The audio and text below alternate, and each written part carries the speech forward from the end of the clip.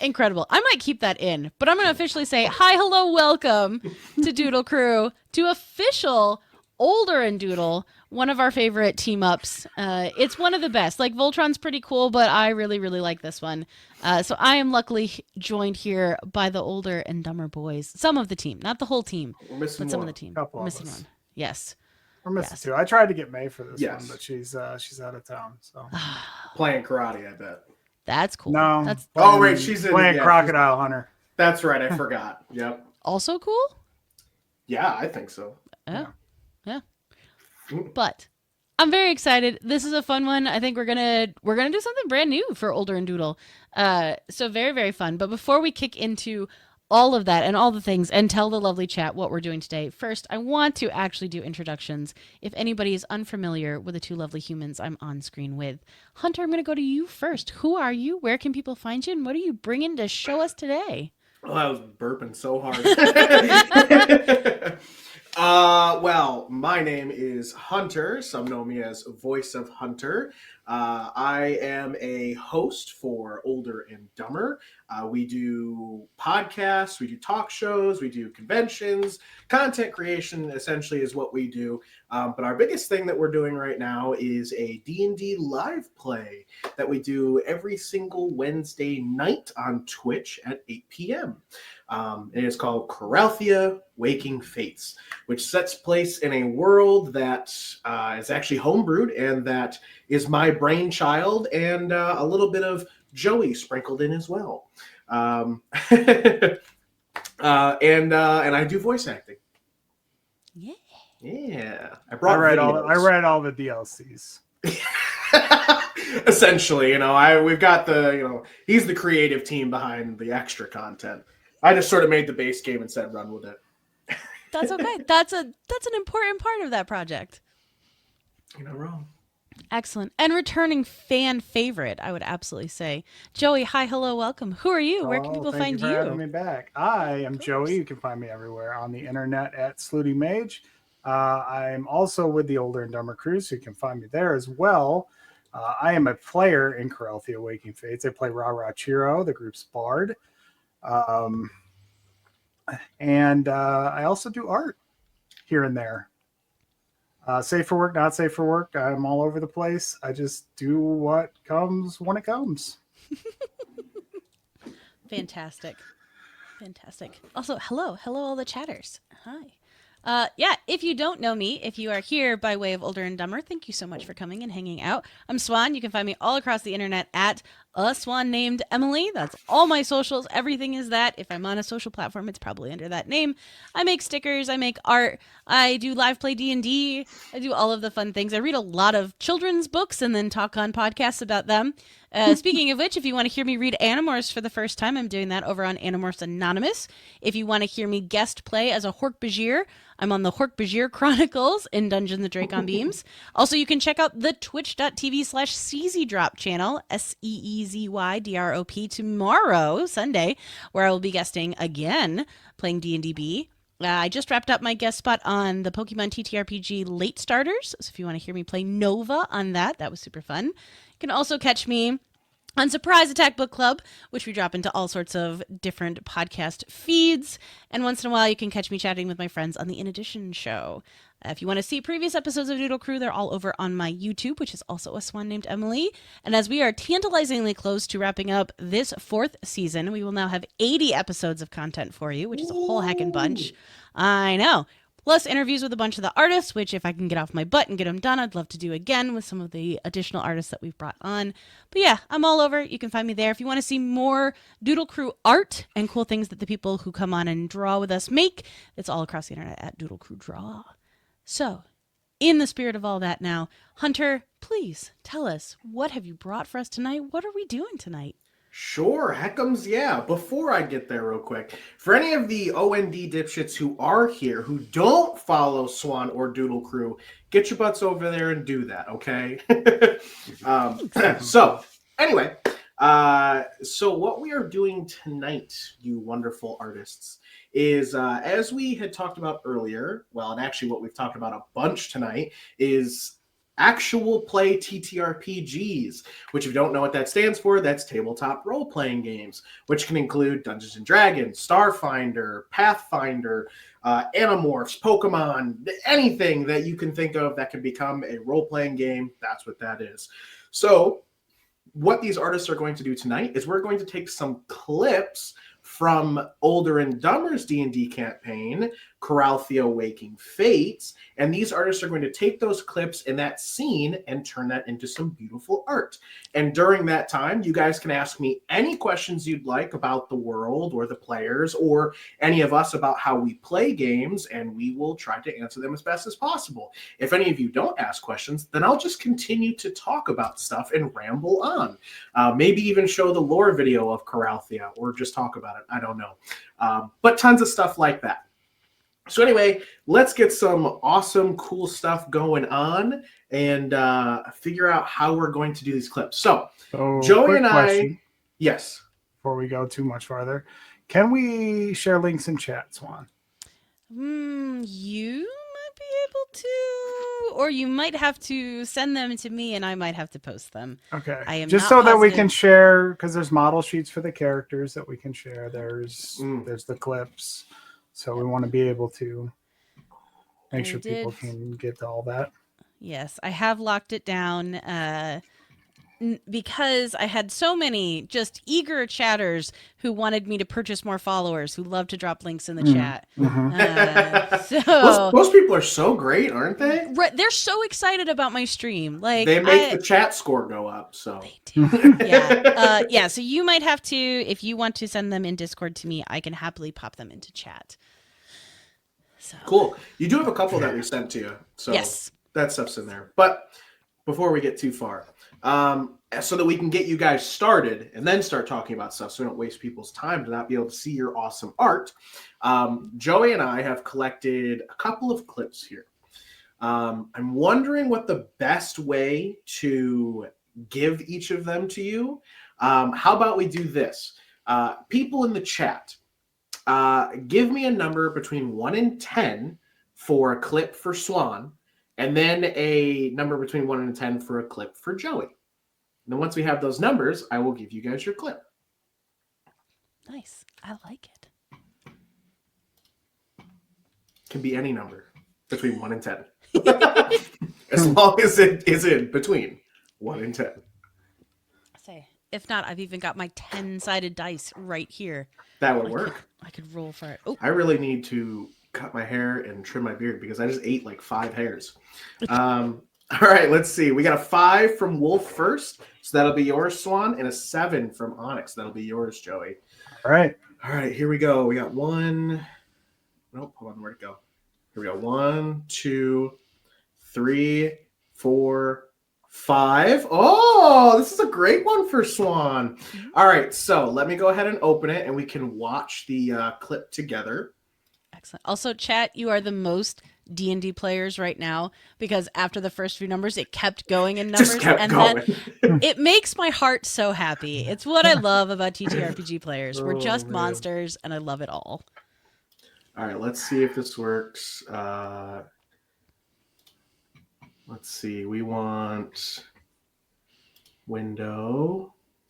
It should. Boy, this is. Oh, here we go. This one right here. You can figure it out, and I have faith. I think I did it, and I'm pretty sure. You used to host your own streams, I remember. I know, yeah. Oh, look at that. There it is. Oh, and you guys, I was wondering if we can do a video and still see you guys draw. So that's good to do. Yeah. All right, well, here's the first clip. This is for you, Swan, and it is called Meeting Up with the Cute Librarian. Also, chat, let us know if you can hear this. Oh, wait, hang on a second. I can't hear it. Oh, no, you can't hear it. No sound. Let me... No sound. Already technical difficulties. Trust me, guys. We know what we're doing. We kind of know what we're doing. Trying to remember. We've done this before. I know there's a way. Is your... is that tab muted? It doesn't look like it is. Okay. Here, let me do this. Let me stop. Present again. Share screen. Some screens let you share audio. Look for the share audio checkbox on the next window. Okay, share screen. Also share tab audio. That is on. Excellent. Okay. Select a tab to share. Violet Wolf, I love the idea of I have to use my imagination for them describing this scene, so I'm desperately trying to read lips and be like, okay, I think I know what they're saying. All right, it's possible this might do double audio. Let's find out. Let's Find go. out. Let's do it. All right. Oh, it's got the little audio thing. That's good. It does. Okay. Okay, here we go. Let's do it. Make it to the stairs Yeah. of the library, and standing there, just on like the bottom steps, you will see Lydia, who is currently holding a little fancy purse. She's wearing a nice, like, purple and gold laced dress. And she's got her big glasses on. Her hair's pulled into a bun in the back.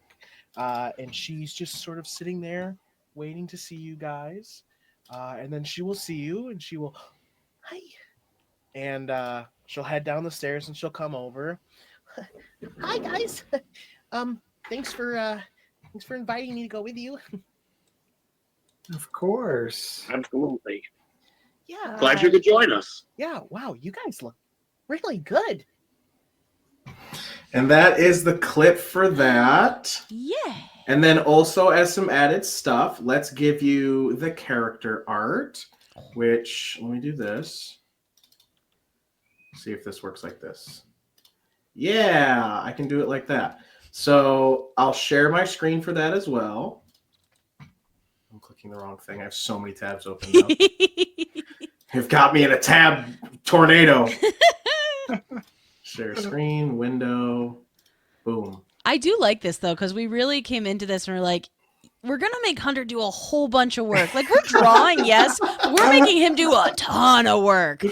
And I All love right, it. this is Lydia Turnleaf. She is a little halfling, and she's a little over 100 years old, and she is the great librarian of the library in Tapas. This is a front view, and we got a little bit of a back side view as well. So hopefully this will help you. I will also send this to you, Swan, Okay. so that you have ability to look at it without me continuing to show it to people. Perfect. All right. So you can go ahead and get started on that. I'm going to send you that good stuff. Let me go to here. I should have it copied still. There it is. For you, it's in our Discord chat, Swan. Thank you. Thank you. All right. Now, Joey's, which Joey got a, was it 7? 7. Okay. Let's see. So if this was 5, then 6, 7. That was such an evil laugh. It's just funny because it's got Joey in it. Perfect. All right. Let me go ahead and get this pulled up. I'm gonna Oh, it is pause true. Onyx, you make a good point. He is the DM. This is kind of his job. You are right. It is. You're not wrong. He's sort of All right. DMing this stream. Yeah. We're the players, you know, we're creating the content, he's laying out the plot. All right, here we go. Here is Joey's clip. This clip is called Meeting Mithras for the First Time, and it is from our 11th session. Here we go. Turn it up.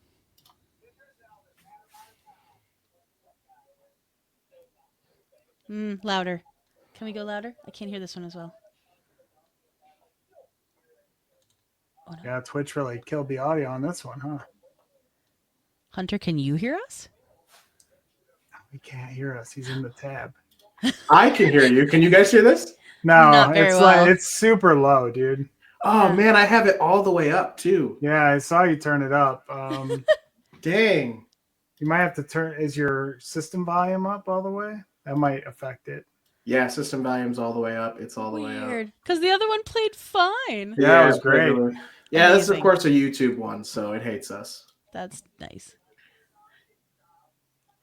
Joey, do you remember this one beat for beat? Can you do it for me? Yeah, I remember this one. I'm just trying to decide what point I want to draw it at. I guess the actual opening of the door. So essentially, let's paint a picture of this scene, Hunter, seeing as no one can hear this. Oh, but look at this jolly man. I Is there no audio at all? I mean, it's so faint. I know that there's sound coming through. I can't hear any of it. Gotcha. Well, I will. I'll give you the link for that one so people can go watch it on their own as Perfect. well. Here we go. Essentially, the Put it party right comes here. up. We've picked up this quest, and we have to go visit this house. And it's this little rundown country cottage. Mm-hmm. We get up on the steps, and Hunter describes this very elegant door knocker, like this antique door knocker that's on the door. Mm-hmm. And instead of using the knocker, Ra just reaches up and pop, pop, pop, pop, pop, pop, pop. And I just continue to knock throughout the scene until the door is actually opened. He goes through the whole description of the character, and I'm still knocking on the air to the point where he's like, are you just going to keep knocking? Oh, I didn't realize you were there. And so they meet Mithras for the first time. But he also has this big, jolly demeanor. He's a very, he's a very big, jolly, old adventurer man. And although Ra-Ra's just sitting there, knocking on the door repeatedly, I put your clip in there, too, in case you wanted to rewatch it, Swan. Thank you. But anyway, Mithras is this big, jolly, old adventurer. And even though Ra-Ra's sitting there just knock, knock, knock, knock, knock, knock, knock, just hitting the door nonstop. And even when it opens, just continues to, keep hitting it. Instead of being like, get off my lawn, kids. He's very just like, what? Are you just going to keep knocking then? And then Ra-Ra's just sort of like, no. And and then he greets him in and brings him into the house, and they end up having tea and talking about a quest that he is looking to get done. Yeah. So first thing we can do while these guys get started, or if either of you, well, Joey won't have questions. He was there. Swan, if you have any questions about what should be in your scene or maybe what's going on kind of thing, I will say that during that time when they go and meet with Lydia on the stairs, it's right before the Admiral's Feast. So there is the big Tempest Fair that's beginning to end here in the entire city of Topis. So there's this big banquet table that's been put out, and people are going to it. And they went and picked Lydia up because they invited her to come with them because she wasn't going to go with anybody and hasn't gotten to go for the last 20 years or something. So when they said, hey, do you want to go? She was like, oh my gosh, yes, I would love to. I would love to have some friends and go to the Admiral's Feast. So that's sort of kind of what's going on there a bit, if that's helpful for you. And of course you have the art of the characters, so if you need those as well. And a little bit of tidbit information.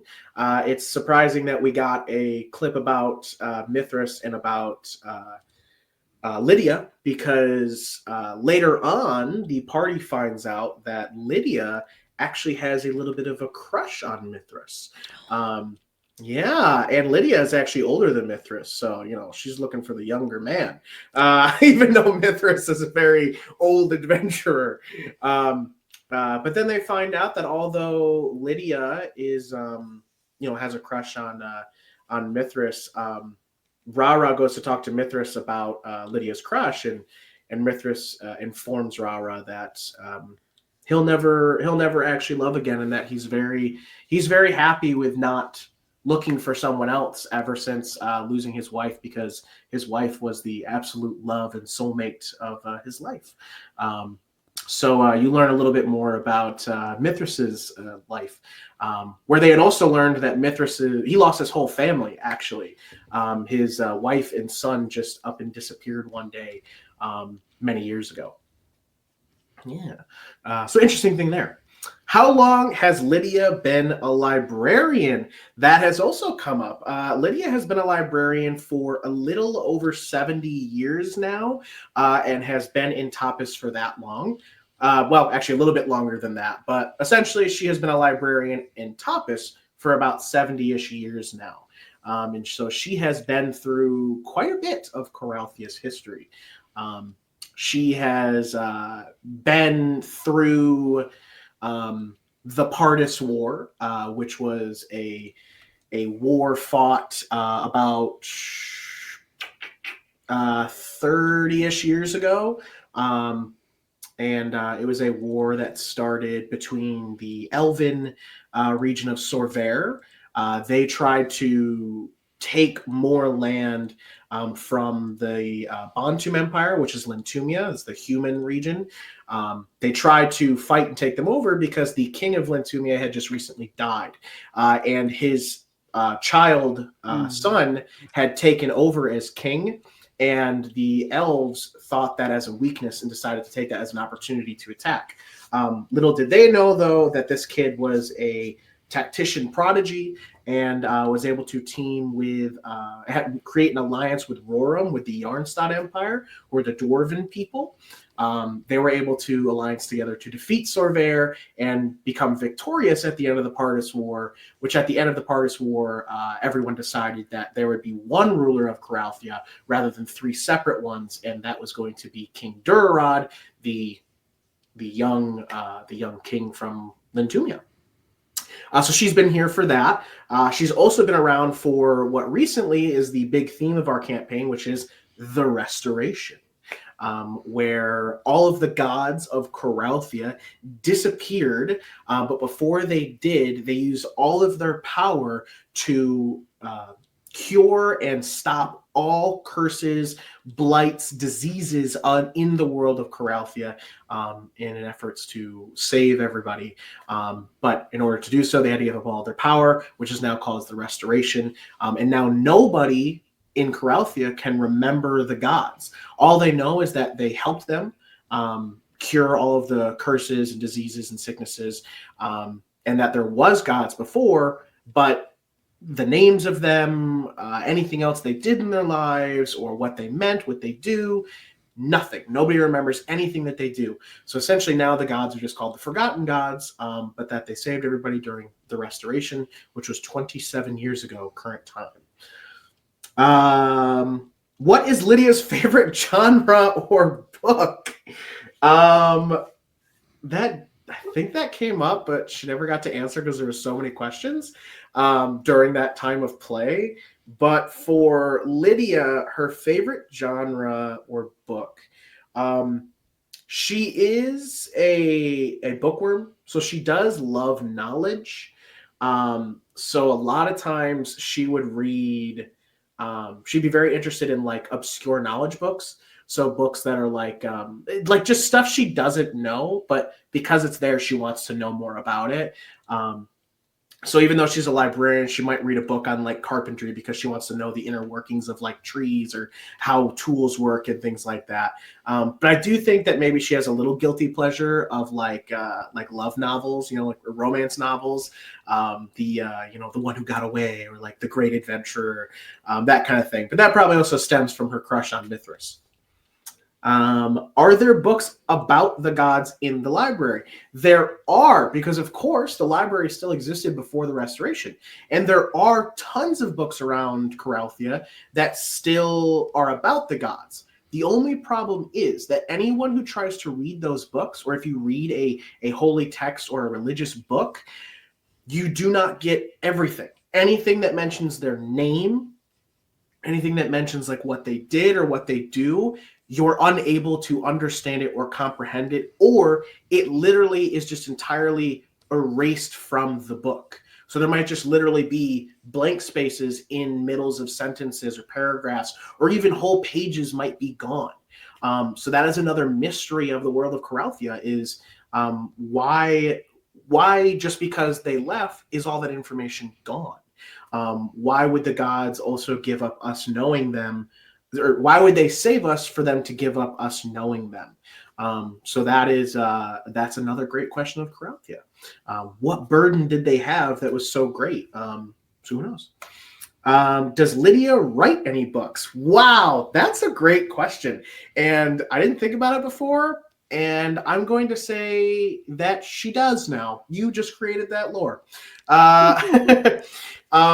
But what kind of book she writes is a tough one, because there is the thing that she does take a lot of notes, but it's mostly because she's trying to keep track of everything that's going on in the library. So like people come in, she'll take a quill out and she'll write down in her book like, okay, this person entered today, they were looking for this kind of book, I had it or I didn't have it, or that kind of thing, so that she can keep track of stuff. But I think that she would want to write her own books. And I think that would also go back to her little guilty pleasure of romance novels. And maybe she's currently trying to write her own that has a basis of Mithras in it, but has not told or talked to anybody about it. So maybe that seems fun. So I would like to say yes. But she has nothing published, I would say. And it's probably a newer thing. Nothing published yet. Yeah, nothing published yet. So wait till our home game party finds out. Those books will get published in an instant. Oh my gosh, Bestsellers. yeah. Yeah, because we actually, so Coralthea Waking Fates is the live play that we do on Wednesday, which involves the Older and Dumber crew. That's like the sort of main-ish campaign. But that sort of introduces everybody in the world to the world. But we also have a secret home game that Joey and I do with a bunch of our other friends that are the original inhabitants of the Coralthea world. Because technically, Coralthea Waking Fates, we are taking the campaign that you guys watch Wednesday nights, takes place in a world that is technically Coralthea 2.0, because it's the second time we've done a campaign in that world. Coralthea came about because I wanted to create a legacy world, or a legacy campaign, that essentially means that we can have multiple parties in one world and they all affect each other or things going on in the world. But I usually try to start them as far as possible so they can't literally affect each other, but they affect the world and they'll see those things happen. So Coralthea, unless there's an Avengers level threat. Then, correct, unless there's an Avengers level threat, which did happen last campaign. But we started Coralthea, oh my gosh, Joey, was it 8 years? During COVID. You're right. We started during COVID, so it was probably about 6-ish years ago was when it started, but my brainchild began probably 7 years ago. But anyway, yeah, we've been playing for that long. Okay, guys. He doesn't know how time works. I don't know how time works. It's okay. 2025. Post COVID, I don't know how time works. Like, let's be real. You said before COVID, I'm like, I don't know how that works. But anyway, before times, come on. Yeah. Before times. So we created that world to play in, and it completed an entire campaign in it. And now the world, which the restoration being the theme of, the restoration actually happened after that campaign. So now we're living in a world affected by them. So it's pretty cool. But yeah, I forgot how I got on that tangent. Doesn't matter. Let's go to the next question. What is Mithras's house decor look like? Buddy, we got a clip for that. That's a great question, because they do go to Mithras's house. The clip that is Joey's, if you continue watching from there, it instantly starts going into the like decor of his house because they walk in. But essentially, Mithras, the outside of his house is it's a very kind of like cottagey kind of home. But it's on the docks, which is interesting. It's very weathered by time and like the salt of the water. But as you walk inside, you look around and it's just filled with a bunch of stuff. Like nothing matches, but it's all in its place. Like there is the comfortable chairs and couches around the fireplace, but none of them match. They've even got maybe some cuts and holes in them. But there's one little recliner chair, or little, what the heck is that? A recliner. That's what I meant to say. That it's in like great condition, but it does look like it's used a bunch because that's his favorite chair. And there's the fireplace, and then all around his house are all of these different pieces of maps with like little drawings on them, almost like someone's journey through Coralthea, and they're sort of just like everywhere. And then there is like knickknacks that are up on some shelves.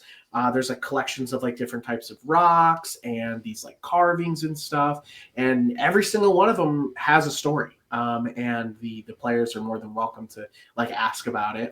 But so far the only person who has is Keith, but he only asked about the maps. And there's also a sword that is proudly displayed just above the fireplace as well, and a shield. and Kaith actually asked about the sword and whether it had a name or not. And Mithras himself, he said to Kaith, yes, yeah, I mean, it has a name, yeah, but it also got a new name. And, well, now, oh my gosh, I'm way far ahead of myself. He used to call it, Lion something, I can't remember. Old Faithful, right? Old Faithful, thank you. It used to be called Old Faithful. Old Reliable, it's something like that. Yes. Until he changed the name to his late wife's name, which I don't know why I'm drawing a blank right now, but I am, which is weird because I'm the DM, so I shouldn't be drawing. Joanna, thank you, Joey. You guys got me doing so many. Never takes a note. Right here. That's the funny thing. Joey never takes notes. I'm doing so many things, and I'm overstimulated right now. I was gonna say, you also did like a huge chunk of very succinct lore. Like, even as someone who knows nothing about this, I was like, oh, okay, I'm following all of this. So you're doing great, Hunter. You got this. I do. But yes, that's where he tells Kaith that his name, or the name of the sword, actually changed to Joanna. But Kaith didn't ask any follow-up questions as to why it's called Joanna, so they didn't learn that Joanna was the name of his late wife at that point. Not until much later did they learn that. But yeah, his whole house is just filled with like bits and baubles, and nothing matches, but everything's in its place, and it's fun. And actually, there's a clip that, if we get to it, it describes some of that. So we'll see. Next question. Can I actually pause you for a quick second? Yes, you can. Let you take a drink and take a breath. We have two lovely requests from the chat. Roxy Star redeemed Hydrate Yourself, which I'm half and half doing because I'm drinking wine, but I am going to take a drink. So thank you for that. And Vespa Desu wonderfully, for us digital artists, told us to save our work, which I have not done yet. That's a good thing. I should make sure to keep checking over there because I'm not. I would have loved to drink during all of that. I sort of just kept going. It's good. You're excited. Like, it's exciting to talk about the world. Yeah, for many things. I was like, I will happily listen to someone talk excitedly about a thing they clearly care about. Like, that's a good time. Also, thank you for the follow, Raspberry Weevil. Thank you so much. Oh, we know that person. Yay! Ooh, what kind of wine, Swan? Swan is drinking Meritage, which is Cab Franc, Cab Sauv, and Merlot blend. Ooh, there you go. A blend. I know. And I could tell you so much more about the lore of that because I worked at a winery, but I'm not going to. Just know that if you like dry red wine, it's very good. All right, so let's see. Does Lydia know that Mithras isn't interested? Also, is the book she's writing about him? Don't worry, Rara's got it covered. Yeah, Rara's got it covered. Yeah, the book she's writing is loosely based off of Mithras. I think that she's writing a romance novel and trying to insert herself, maybe. That's what I would think. Well, I don't have to think it. I know it because I am it. this poor sweet girl, I already love her so much, and she's going to get her heart broken, and like I'm already feeling sad about it. Yeah. Lydia has no idea that Mithras isn't interested. And I will say it's not too a bad point. Because, like, Mithras has no idea and had no idea that Lydia really... I mean, he may have had, like, a little inkling because, like, he's still a grand adventurer. But he's so old now that it's like, I don't care. You know, he's like, I just want everyone to be happy, you know? And but when Rara approached him and said that he wasn't interested and probably wouldn't be because he already found the love of his life, Rara didn't go tell Lydia. And Lydia's never ever made her feelings known. So I don't know if she'll ever find out unless Rara tells her. So we'll never know. Unless Rara's trying to scheme about some other things. Who knows? Rara might be trying to set Lydia up with Fizzy. So oh, that's an option too. I think Fizzy did say he was maybe interested in Lydia. That's our player David, by the way. He plays Fizzywick Fizzbang. But yeah, okay, let's see. Did Mithras ever meet the original party? That's a great question. Great question, Hunter. That's a really great question. And I won't go too far because Joey is here, but I will say this. Mithras is connected to a lot of the original party members in one way or another, whether it be exactly direct or indirect. He has had a play in all of the characters who have been in the world of Coralthea so far.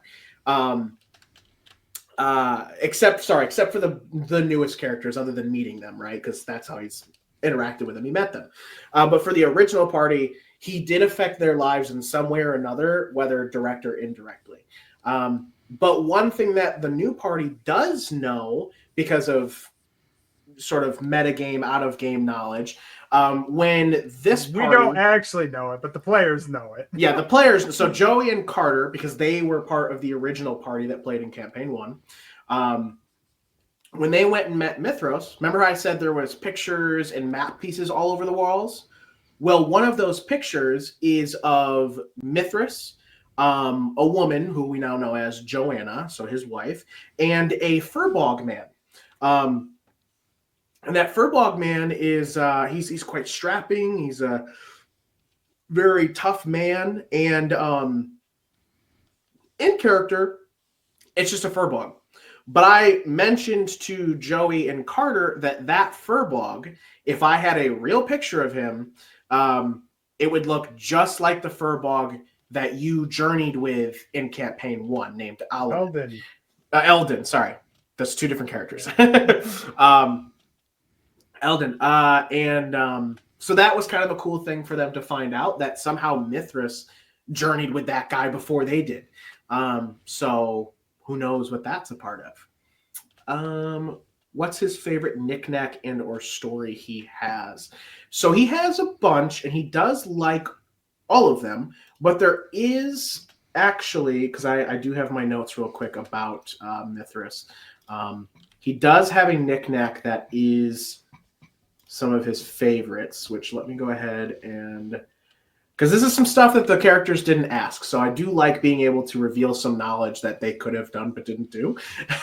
Oh, plus bonus, like Joey now gets the one up on this knowledge, and if the other players don't watch the stream, they'll never know. You're right. Let's see. Interior. Also, it's the most perfect like DM punishment thing where you're like, yeah, I described all these things in this room that you could ask questions about, and the player's like, nah, not going to do that. Absolutely not going to.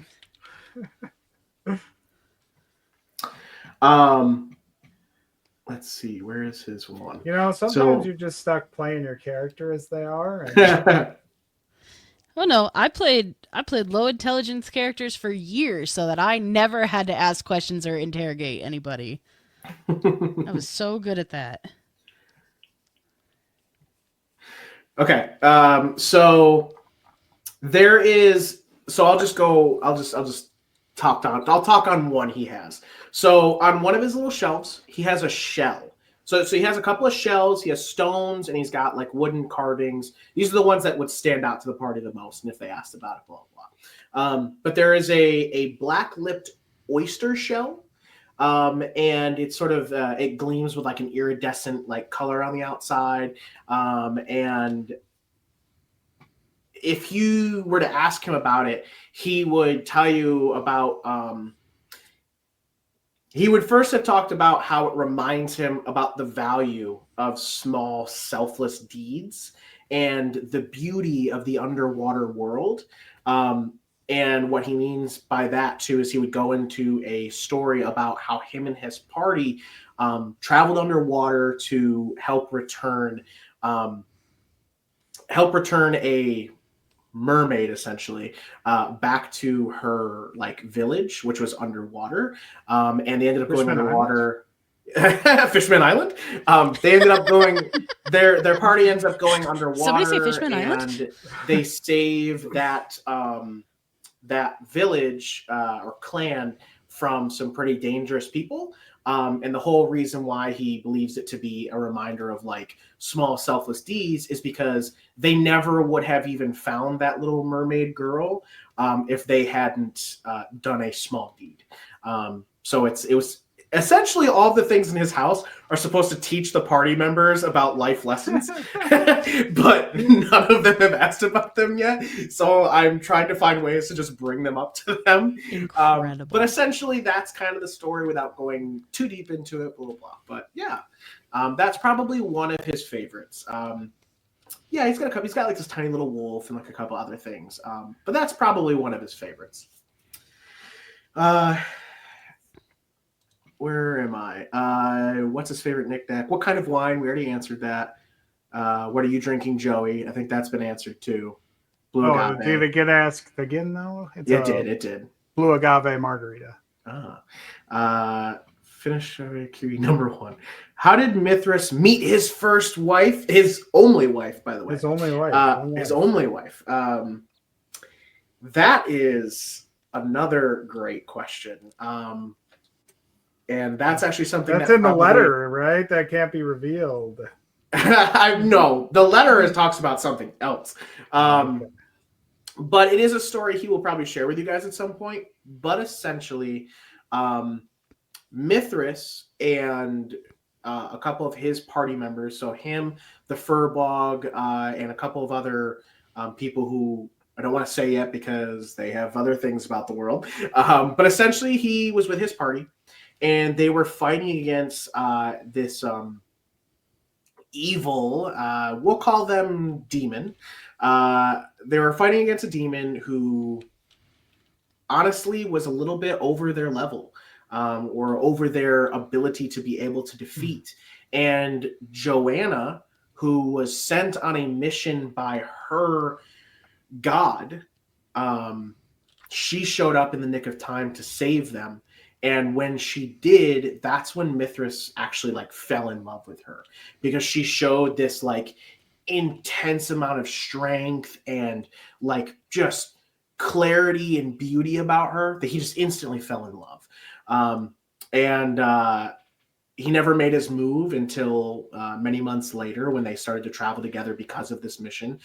There was still more to be done, and Joanna said, I'd like to travel with you in order to do so. And it wasn't until a couple months later when their love started to flourish. And they drew a heart on the map. They did. That's actually, Joey is correct. In Mithras's house on the wall, there is one of those maps where there's a line drawn, and this is actually when he met her because that heart, the heart is where he fell in love with her. And then there's another one that marks the time when they decided to be together. Yeah. Let's see. Who did the character art for your campaign? Did you do them yourself or do you have a trusted artist for it? Yeah, I did all of them myself. No, that's a lie. So for the Older and Dumber crew, we have Joey. So Joey, as he is here already, he is an amazing and okay artist. But yeah, he does the art for essentially everything about our campaign. We do hope to do more stuff in the future where we can bring more artists in, which are things in the talks right now. We're actually working with an artist on something for the next episode, so we are. So be on the lookout for that. But yeah, all of the art is done by Joey. He is amazing. And for the specific characters, there actually is model sheets, which let me go ahead and pull those up and I will share them. I will show you the model sheets that Joey did for the online game. I wonder if I can do this without going through a million pictures. Okay, here's Fizzy's. I think what I'll do is just go through a million pictures because it'll be more fun that way. All right, let me share my screen. It'll be just a window. Here we go. So this is one of the characters. Oh, is it popped up? Yes. Okay. I got you. So this is Fizzywick Fizzbang, or everyone calls him Fizzy. This is played by David, one of our players. But again, this is Joey's art. It's a model sheet with the color palette, which is available for everyone, even our fans, to look at in case they ever want to make like fan art and stuff. But we have this model sheet, and then let me just boop, boop, boop, boop, boop, boop. here is the next model sheet, which is Keith Fellmore. This is played by, or he is played by Carter, who is another one of our older and dumber crew. You can also catch him on our podcast and stuff. Color palette, again, everything for Keith here. Let's go ahead and, oh, there's more fizzy. This is Moss Greywind, played by our editor of the Older and Dumber podcast, May. Again, this is the color palettes, the model sheet. And then there is one more, which is Joey's character, which is the furthest away because it's spelt with an R. And I've gone, you guys are just going to see everything now. Yeah. There we go. You're just sharing everything in the player drive. Essentially. This is Rara Chiro, Joey's character, which this is her Probably. character model. Now, I will say this. Seeing guys, as you were going through there that Rara I literally was actually just going to have about to another say. character change. coming Yeah, up in the next so arc, so this is Rara Chiro's original character model sheet. And I say original, even though it's designed just like the other ones, because Rara has already gone through 3 or 4 outfit changes since the start of the campaign. So I'm sure there'll be another new model sheet soon enough. So be on the lookout for that. But this is Joey's character, Rara Chiro. But yeah, so for your answer, it's Joey. Joey's the artist. And he's very much trusted. The bad knowledge, because Lydia is super cute. How did Joanna die? Wow, you're just trying to get right to the answers, huh? We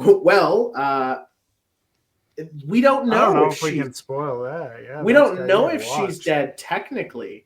I'm going to speak as you guys with player or character knowledge. So you have no idea if she's dead. The only thing that has been said is that Joanna and their son went missing more than 30 years ago, almost 40 years ago, actually. Joanna and their son disappeared for some reason. So there is no knowledge whether or not she's dead or not. We don't know. But they are missing and they are gone and they have not been seen for almost 40 years, if not more. Does Rara have any brothers or sisters? Or is Rara an only child? Joey, you can answer that one. So Rara is in fact an only child and was cursed at birth by a witch. At least that's what her mother told her. Which that's some more knowledge. Her parents are very human, and she is a bat. So yeah, Rara is a bat folk, but her parents are human. So she was cursed at birth, which is another thing to think about, guys, because the restoration cured and stopped all curses, blights, and diseases of the world of Coralthea 27 years ago. Rara was born 18 years ago. 18 years ago. Intrigue. So it's interesting. So it essentially plays to the knowledge that although all curses stopped 27 years ago or whatever it was is gone, new ones can be made. And are they just as powerful? Are they less powerful? Who knows? We only have to indulge to find out. Did Mithras settle down after he got married? No. Joanna and Mithras got married while adventuring. And it wasn't until she got pregnant that they decided to settle down in Tapas. They had done many, many, many adventures together, and they got married during, and it was a beautiful ceremony, which also has some more background knowledge that I can't talk about yet. But, I thought you were going to mention that, that's how the 2 players that got married in the first campaign were also married as adventurers. Yeah. In our first campaign, 2 of the adventurers got married as well during adventuring. But they didn't stop when their kids were born. They kept adventuring, which that was fun. Fucking maniacs. But anyway, after Joanna got pregnant, and Joanna told Mithras, they decided to settle down in Tapas because it was the closest port city, because they really wanted to live in a port because they love the water.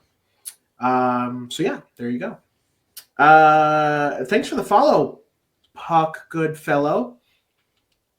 Oh wow, I didn't know that you streamed, Emily. Surprise! Yes, I don't have a totally. regular day anymore. I used to do Friday art streams, but now it is mostly Doodle Crew, and yeah, some other fun art stuff. Hopefully, I could get back to doing a little bit more because I like it. Joey, Roxy Star says, based on design alone, they like Ra Ra's vibe. Thank you. Yeah, she's a bit of a joke character. I didn't know what I was going to play for campaign 2 when we started talking about any of this.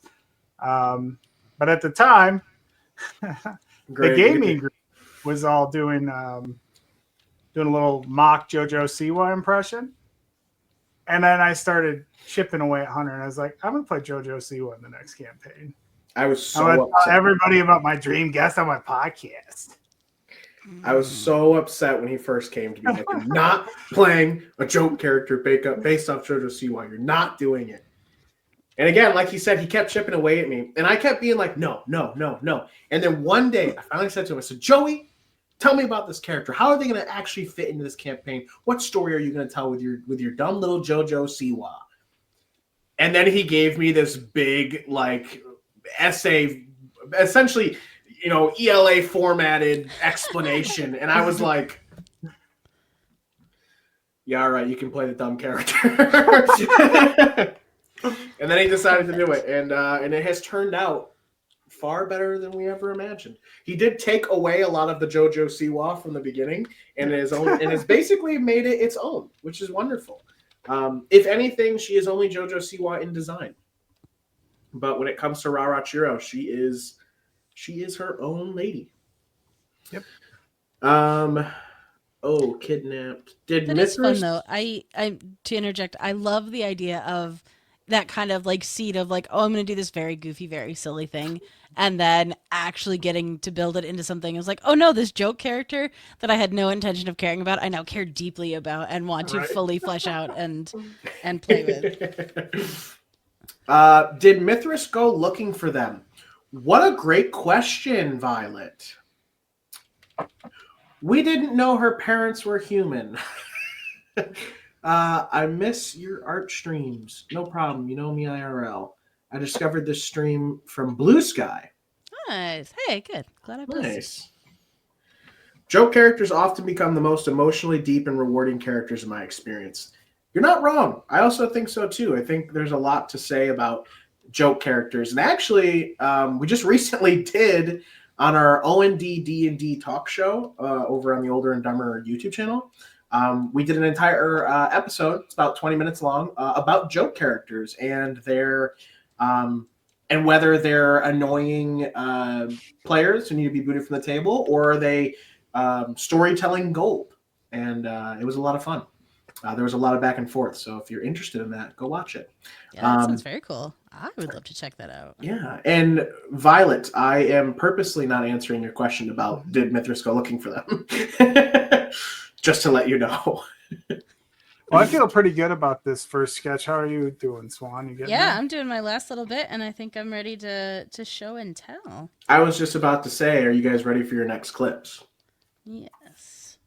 But first, I'm going to make Joey's big so everybody can see. Ah, let's see it. This. Ooh, look at that. For Joey, this is like nothing because he designed both characters. So he's like, it's in my brain. I will say I've drawn Rara a lot. I haven't drawn Mithras much since I did the model sheet. So you're right. And that's the first time I've drawn him in full profile. So oh yeah. Look at that. Rara knocking on the door. Are you just going to keep knocking? I also love it just because from the outset of it, like it's that continuing to knock, and once the doors open, like being moments from actually just knocking on his whole face. And I love that. Wonderful. Great, Joey. Yeah. All right, are we ready for you, Swan? Let's see it. Yeah. Oh, look at little Lydia. She's so ready. She's so excited. Look at how excited she is. I love the lip bite. It's so good. She's so excited. And the only two characters that I know well enough to kind of draw from memory, I've got Rara and Moss. Moss with Sable. Not only Moss, but with Sable. Yeah. Very She's nice. She's so stoked. She's so she's ready. just she's so ready. I just I really like the Tempest Fair. I'm so excited to go, guys. Yeah. So I wanted to have that, like, there's much like the Tangled fair that they go to where there's just like confetti all in the air and everything. And it's just a happy, fun time. And then I really had a moment where I was like, you dumbass, you decided to draw stairs. You're not doing any perspective, nope, just, it's fine. That's that like, I don't have to fill space because I drew stairs, you know? Yeah. So don't look too hard at that perspective. It doesn't exist. But yeah. Heck yeah. Great job, guys. Fantastic. Well done, us. Songheart says cute and adorable. Yay. Onyx says, yes, we didn't forget Sable. No, but it's funny. It's very funny to have seen the model sheets and some of the fan art of these characters, but to not know anything other than what y'all have told me and the little bit of the clip I've now watched. So yeah. It's an interesting... Well, thank you, Songheart. This was fun. Also, hello, Kurt. I saw you pop in. So, Songheart, you want to roll before you head out? I was going to say, yes, I do. Now that these guys are going to the next clip, I do need a number between 1 and 8 now. Well, wouldn't it still be 1 and 10, just not the number 5 or the number 7? I just would skip them instead. Okay. They don't count like as numbers. It. No, I like this. I like this GM sorcery. It's all in here, you know? But yeah, I just need, so we'll start with Swan. First number to get in there, 6. All right, there you go. And then the second number will be Joey's. So let me, 1, 2. Somebody else has to roll. 3, 4. I did that one. I got out my glow dice. 5. Skip this. 6. Oh, Swan! Oh, this is gonna be great. Oh no! Oh no! This is great. All right, and then we got Violet with a 3. So Joey, let's see. That brings us to 1, 2. Oh, Joey's gonna love to do this one. We should. Oh, should we switch? Oh, we shouldn't. Everybody picked already. It's been rolled, man. I should. No, Joey gotta shouldn't go get with to, the destiny. Joey shouldn't get to draw Rara again. He shouldn't get to do the easy stuff. He has to do the other one because I mean, you could give us a high-low. You could roll us a percentage dice and make us earn it. You know what? How about that? Yeah, you know what? Screw it. Joey and Swan roll percentile. Whoever gets higher gets to draw the Rara one. All right. Onyx says switch. Oh, You get inspiration, Swan. okay. Can't do that. It's not much better, but it's better. Okay. What'd you get, Joey? I don't know. I gotta grab some actual dice, I guess. He was like, I have my light up dice and then didn't have his. I know. I was all excited. Well, while he's doing that, 3 people have said switch. Oh, I am going to show you. I don't know how well you'll be able to see them, but I have my druid dice, which are my green liquid core. Ooh, ones that got the little sparklies in them. Oh, it moves. Yeah, it's all liquidy That's inside. so cool. So they're super pretty. I love them. I am absolutely shocking to no one a dice goblin. So here, I could do this better. I could do like makeup show stream. off my dice, but I don't actually know what I did with my bag when I got home. I was gonna say, you know what we can do while we wait for Joey is show off the current intro of Coralthea Waking Face. Yeah, let's do that. Yeah, I actually made this intro myself. Hunter. So you know, I'm an animator now. You know, I'm something of an animator myself. you know. All right, so I'm gonna go ahead and I'm gonna share while Joey's getting his dice. All of you get to witness that. Which I mean, if you watch the episodes, you already have seen it. But I'm gonna go ahead and throw the current intro for our campaign in for you guys to watch. Let's see if this actually works. Roxy Star. Okay. Excuse me.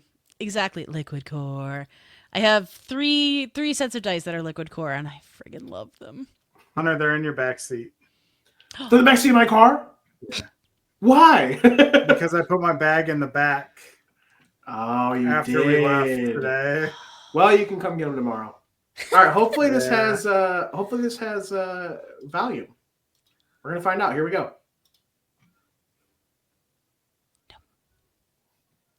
It does not. No audio. No audio. Why? That Oh, is- wait. Did you enter it with? Because it didn't pop up with a little microphone. It's okay. StreamYard has Aw. this. Raspberry Weevil says, "I'll drive them over." Which I just like the idea of Hunter's car just disappearing and leaving in the house. I love All right, this. I think I Through did. the storm and through the night, we'll carve our path, we'll claim our rights. With hearts of fire and minds so clear, we'll chase our dreams, our time is here.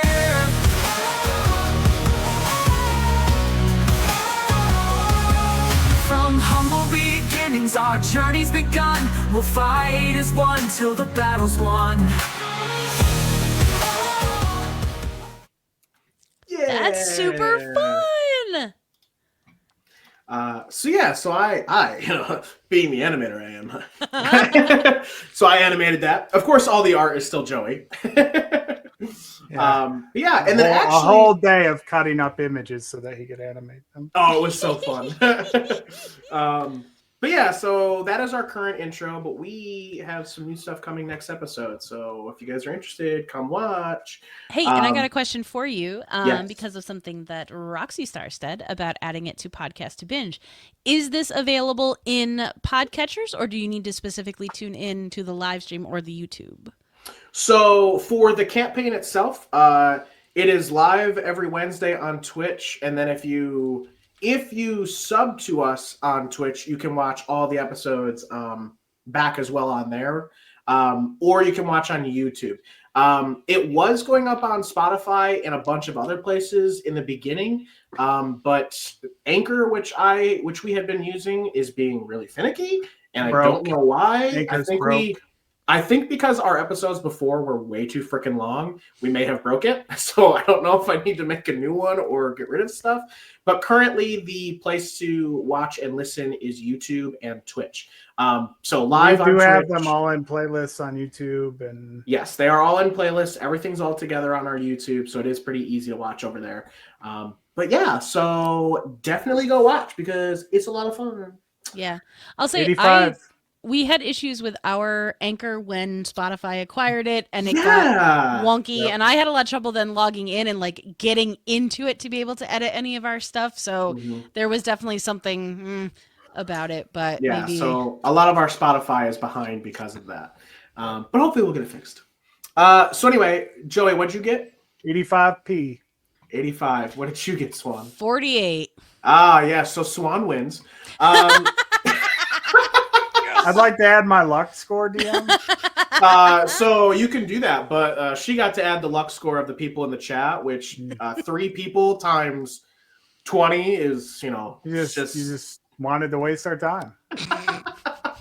No, he wanted us to feel like we were doing something. Exactly, because you guys aren't doing anything, you know. All right.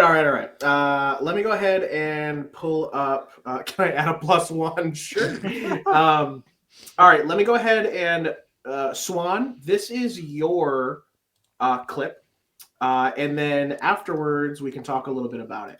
But here we go. Let's see if that pulls up. Okay. Here we go. This clip is called "Rah Rah, Laying It On Real Thick."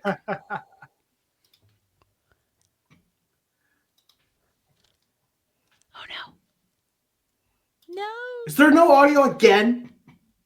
I can't hear it. Oh my gosh, I think I figured out why.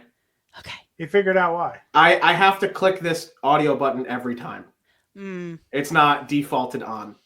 Oh, I bet you can hear it now. The little audio thing did pop up, so yes. Okay, here we go. Okay. What you would do is you take one of these ribbons and you'll write down a sort of like wish or prayer that you have. And after you've written that down, Rara clasps her hands over Marin's hands that have the ribbons in them. And she'll like lean into him. Marin, are you telling me that these are magic ribbons that we can put our most intimate desires on, and whatever happens, it'll come true? no. So, that scene is in the Sailor's Rest, which is a tavern owned by a man named Marin Gray, which I will show you his art now, which I just opened up 2 of these because I'm ridiculous. Let me open up that window now. Oh, apparently I have to have it open. God, how dare it? Tina, This you're is such a the fat stream where lard. StreamYard is just like, no, Hunter, no. So this is Marin Gray, the owner of the Sailor's Rest. And he is a strapping young man, some might say. And Rara has a little bit of the hots for him. But essentially, this was before the Tempest Fair. And there was this thing called wish ribbons, where essentially you can write down a wish, a goal, or a dream you have on this ribbon, and you take that ribbon and you go tie it on like the posts and masts of the docks in Tapas, and essentially the winds, as they blow all these ribbons around, are supposed to take your goals and dreams into the air and put them into the universe. So everybody at the Tempest Fair gets one and goes and writes down on their wish ribbon things that they hope for. And Rara was learning about them and asked if she wrote her deepest, darkest desires on there, they'll come true. And Marin, very awkwardly and embarrassed, was like, no. But yeah, that is Marin Gray. Man, if only these guys had the context of what Rara actually wrote on her ribbon, that'd be crazy. If only. Play my clip, DM. Before I go do that, I'm going to put the art of Marin for you in the Discord. Thank you, Swan. thank you. That way you have got it. NPCs, OND, and Marin. All right, there you go, Swan. That's in there for you. Yeah. All right, let's go ahead and play Joey's. And Joey's going to love this one, I think. And now that I figured out how to really make this work. All right, guys, here is Joey's clip. Just Marin. Okay, I'm gonna wait until I do this to answer questions. Turn the audio on. That'll help. Heck yeah, I see it. Okay, here we go. This is called the Ore Man.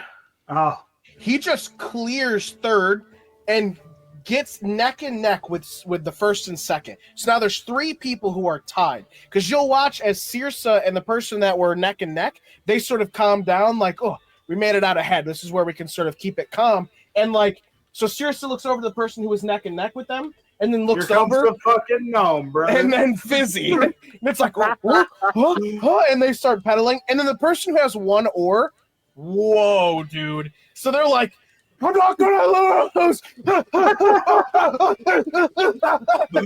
And they just start flying forward. And they pass. So they were in 8th. They went to 7th, then 6th, then 5th, and This 4th. guy- Now they're this in guy- Fizzy. They're in I'm Fizzy kinda- spot. I'm kind of rooting for 1 ore guy, I'm gonna be honest. Actually, a barbarian went into a rage. Oh yeah, you see the eyes are like the eyes are. He just clears. So that is Joey's clip here, and to give some backstory to that, during the Tempest Fair, there was the Sailors Challenges, which is a sort of it's a big competition during the Tempest Fair where people compete to see who is the best sailor. And specifically, that competition was the boat race, and Fizzy had entered into it. There was 8 competitors. And they all were, they're rowing across the innards of the harbor all the way across to see who can win. And the fan favorites are out ahead. Fizzy got behind a little bit, and then immediately got up, and there was a neck and neck with the 3 of them. And then there was this guy all the way in the back who, right in the beginning, one of his oars broke, and he got left behind. And then in that next round, when we rolled to see how everyone was doing, he got natural 20s, and he just immediately starts running and doing the oars. So it was pretty great. So yeah, he is the 1 ore man, and he became a legend within the Toppist competition. I think I'm gonna do a Rat Fink style thing for this. A what? Yeah. I don't know So what that means. hot rodders back in the day, there used to be this big like rat pink movement. People who know hot rod culture will know it, but nobody in this chat will. Ha! Get boned. Get fizz banged. Ooh. That's that is something for our campaign. All right, I think I'm going to close my Mithras notes because I don't know if anyone else is asking questions about them. But now that we've got Yeah, a new the scene, you notes guys are can ask questions about new people. Yeah. The The boat makes man. sense. But you guys have your clips. Go ahead and do your Ask stuff. Hunter what he thought oars were called. Hey. Hey. Hey. I don't think Ra wants to get smited from nothing, okay? Let's see here. Not fair. On Spotify. Well, I can confirm it's a lot of fun, especially when I donate to interrupt Hunter's plans. Joey has no. Oh boy. Okay, I'm behind. I'll get there.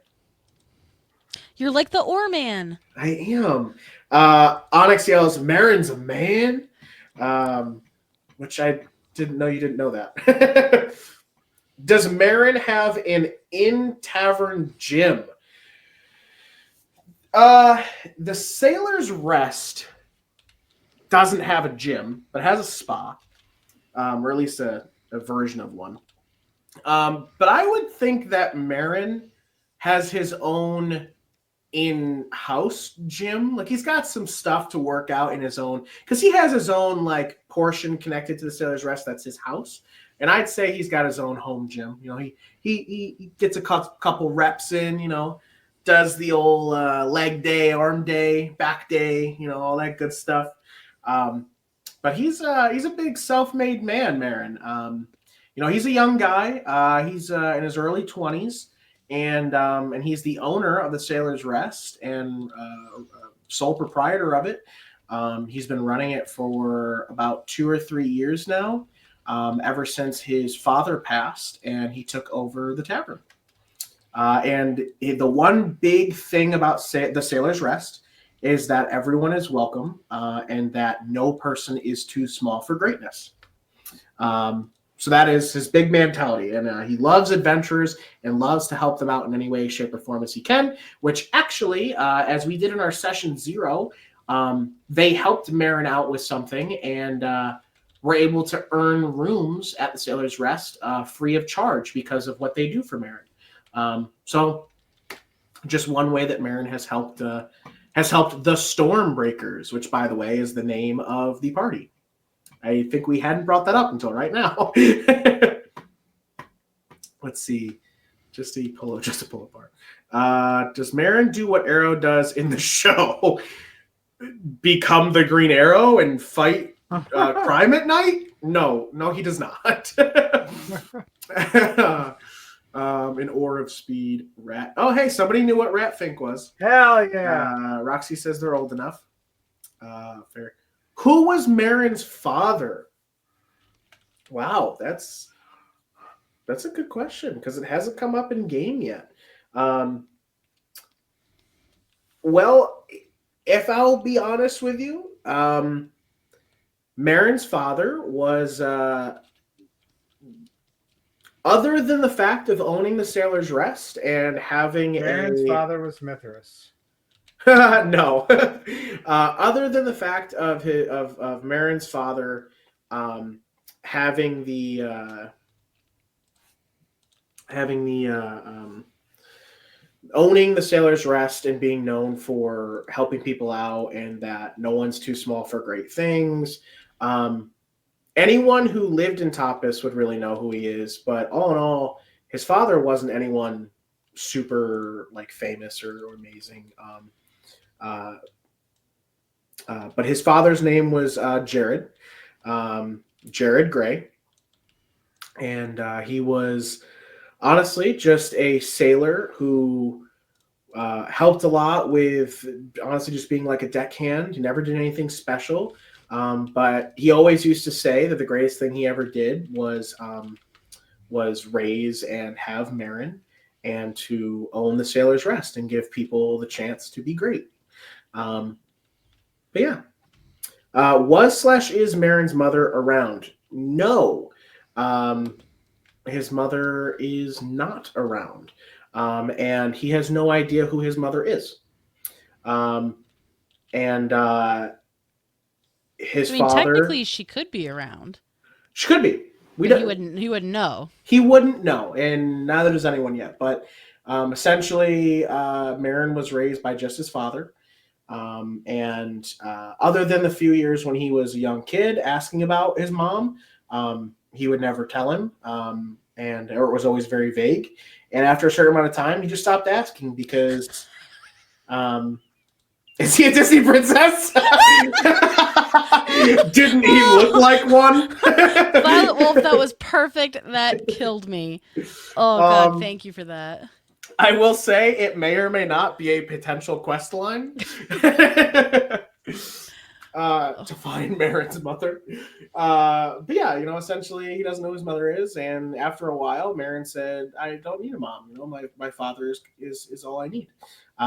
But yeah, if we were to categorize Marin, I would say he's a Disney princess. um, What else? Who else has some? What else can I talk about now that we're in these scenes? Ra-Ra's laying it on thick to Marin. Oh my gosh, Joey! What am I looking at? Oh my gosh! Oh, Don't worry about it's already wonderful. I love it. Is Marin's mother with Mithras's wife and son? Uh-oh. Yeah, the two of them ran away with Mithras's son. Damn. No, that's not real. Non-canon. Maybe in another multiverse. No, she did not. Man, trying to think. We've got so much going on here. How are you guys enjoying so far? How about that? We'll go there. You two. The How are you- campaign. No, how are you enjoying I think it's drawing? How's the drawing going? You making some lines, some circles? Yeah. No, it's Yeah. very fun. Sketching. I like this a lot. I will admit, it makes me want to listen to the campaign that much more, which is, I feel like, perfect marketing. Yeah, fantastic. And we're gonna have so many scenes that we can, do stuff with. So thank you. Oh my I know gosh. it's selfishly for me, for art, like I love illustrating scenes from TTRPGs. For the Pokemon one that I was on, like there was a ton of scenes even before I guested on it, like just really fun moments that are built for sequential illustration and fan arts, and it's such a fun thing. And I feel like any of us who make time to play these now, especially making content from them, like we do this because we really love it and put a lot of time and effort into it, and that shows in the art inspiration side of things. Heck yeah. You know what we could do too, now that I don't see any questions, there's a little bit of a reprieve. Loving it as always, love hanging out with friends and getting more content at the same time. Yeah. I'm going to go ahead and show some. So, what we're doing tonight is making scenes from the campaign. Joey has actually already made a couple of the scenes that are fully colored and such. So, I'm going to share those and we can sort of talk about them until more people have questions. So, let me bring those up. Hunter, you have to have it open in order to share it. Okay, here we go. Window. Okay, here we go. So this first one, it's titled Ra-Ra Hug. But here we go. Here's the first one. So this scene, and if you're a Redditor, you may have seen this on the D&D Reddit page. But this is a scene of Ra-Ra hugging a small boy named Dagon. And as you can notice, Dagon looks a little beat up. Not only that, but as the party comes to find out, Dagon is actually dead. He's an undead zombie boy, essentially, as we can call him. And how this all began is the party went on a quest. There was a quest on the board called Roving Undead. There was some undead spotted currently making their way towards the city of Tapas, and we need someone to go out and deal with them. And undead have not been seen for a little bit of time now. Not that they're like all gone, but as curses go, a lot of them are what brought undead back to life. So they haven't been seen for some time, and if there is any, someone must have brought them up. So someone needs to go out there and take care of them. So our party goes out there and does. And this roving undead was clearly there. They were walking around, and right as our party saw them, they immediately took to action and dispatched the undead enemies. And after all of the undead were taken care of, and they were beginning to look over the bodies, Rara, Moss, and Fizzy heard a crying. And they decided to go and check out what it was. And they heard it coming from behind a tree. And sitting behind a tree was this young boy who was crying. And when he saw them, immediately started pleading for his life and saying, stay away, drawing his sword. Please don't kill me. Please don't kill me. And the only thing they all were sort of dumbfounded by why he would be asking them not to kill him. And they're just like, calm down. It's okay. We're here to help you. And Fizzy asks, why would we want to kill you? And the young boy with a trembling voice says, because you just killed my whole family. And that's where we ended the session. And it wasn't until the next session where we started to unpack all of that. And they eventually got Dagon to calm down and started to try and ask questions about how are these your family, what blah, blah, blah. And Dagon began to talk about how about 2 weeks ago, he had woken up with his family around him. And although some of them were just bones and not skin, he knew that they were his family. They didn't attack him. They didn't try to hurt him. And so he just traveled with them. None of them would talk to him. He kept trying to talk to them, but they wouldn't answer. But he never wanted anything to happen to them because something was wrong with them and they couldn't talk or interact. So he decided to stay with them to try to keep them safe. And for all this time, he had. And it wasn't until today that someone came out and, well, killed and destroyed his family.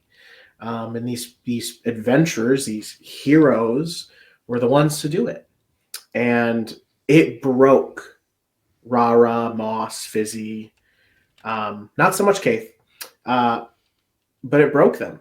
And they were very sad, and Rara didn't quite know what to do, and the only thing she could think of was hugging him. And this is where we got that scene where Dagon in his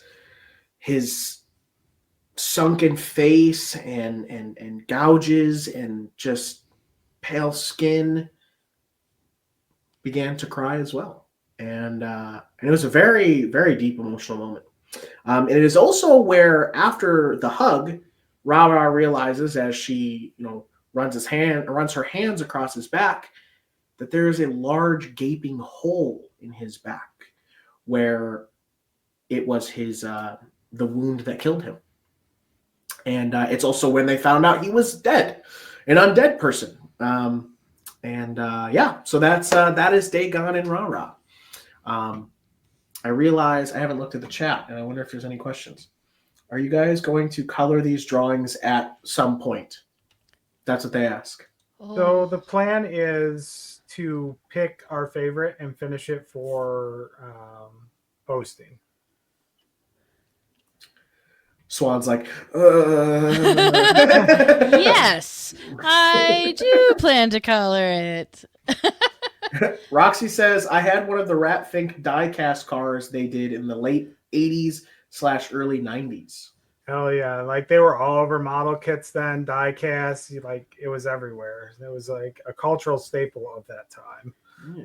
That's really funny. The only context I have for ratfink is my mom would use that as a term to refer to someone she was very frustrated with or very upset with. Like they had done something sneaky and she'd call them a ratfink. Yep. Violet Also says. applicable. Violet says, also, I wish I could ask many more questions, but sadly I have to drive home. Just ask questions and drive. That's totally No, legal.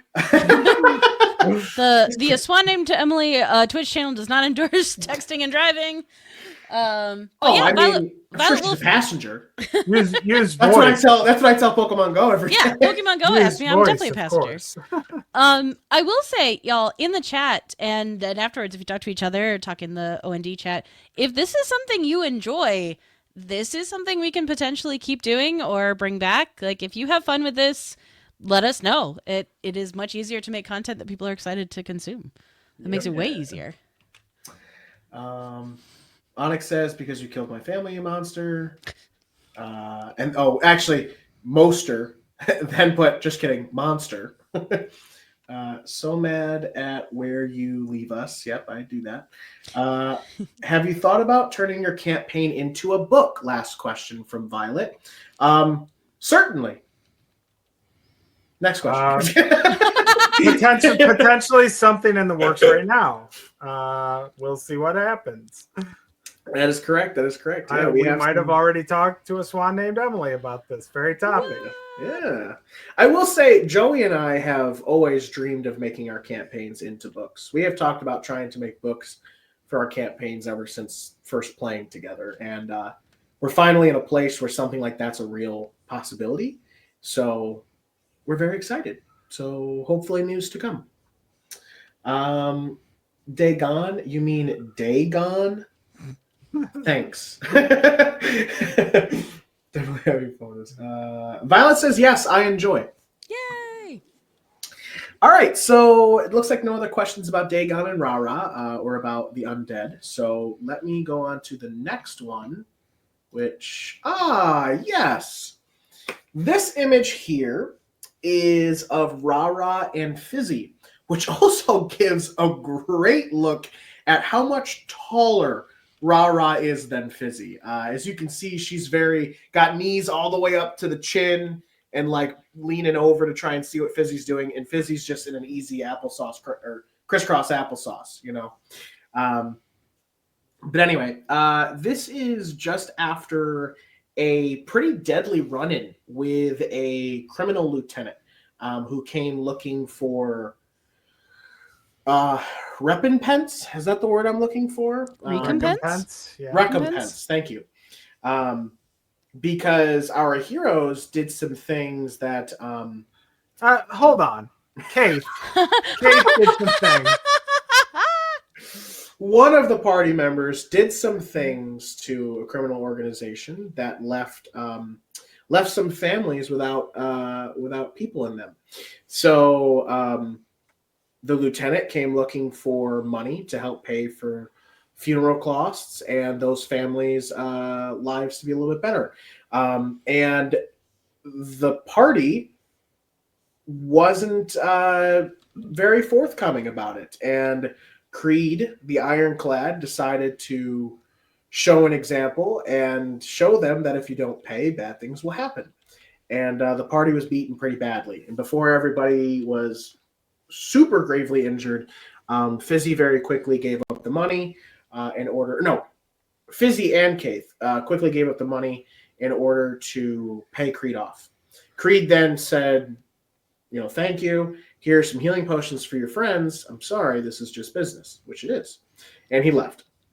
On the way back, Fizzy, distraughted and sad about how he wasn't able to help his friends, decided he wanted to create something to protect.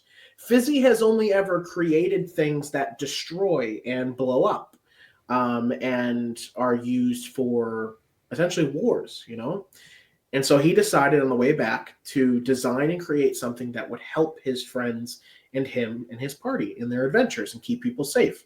That is where Obi came along, which is our Artificer's steel defender, Obi. And that is what Fizzy created out of the brainchild of his little design book, which is made to help protect everybody. And that's what this scene is them on the way back in the back of the cart and Rara peeking in on what he's doing and asking questions. So yeah. We actually have you made a cool little kind of clip for this for Instagram. Can you share that? Is that Oh, I did. I will do that. That's so fun. I just hit share and I didn't mean to do that yet. Let me go find it. It's going to be under... Boy, what did I put it under? That's a great question. Is it in here? Clips. Yeah. Nope. That's rah-rah and on thick. We don't want that one. Powerful druid. Huh. Oh, motion clips. Duh. Forgot I named it something cool.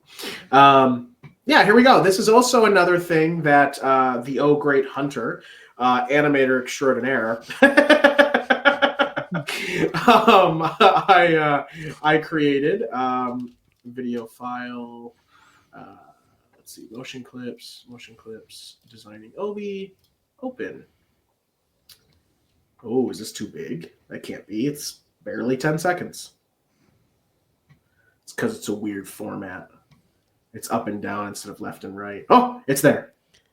So yeah, here's a clip of that scene. And like as I'm going through it, Robin's right next to me. I'm going to explain it. Like I haven't figured out a name for him yet, but anyways, I want to build us a buddy, you know, a friend, like a big buddy, like a big buddy, like our big buddy. Everybody's big to me, so right? Yeah, that's seems like a lot of moving parts. Well, if anybody can do it, Fizzy can. Yeah, it's gonna be cool if you can pull it off. And this guy's just gonna like be on his own, or do you like ride in it?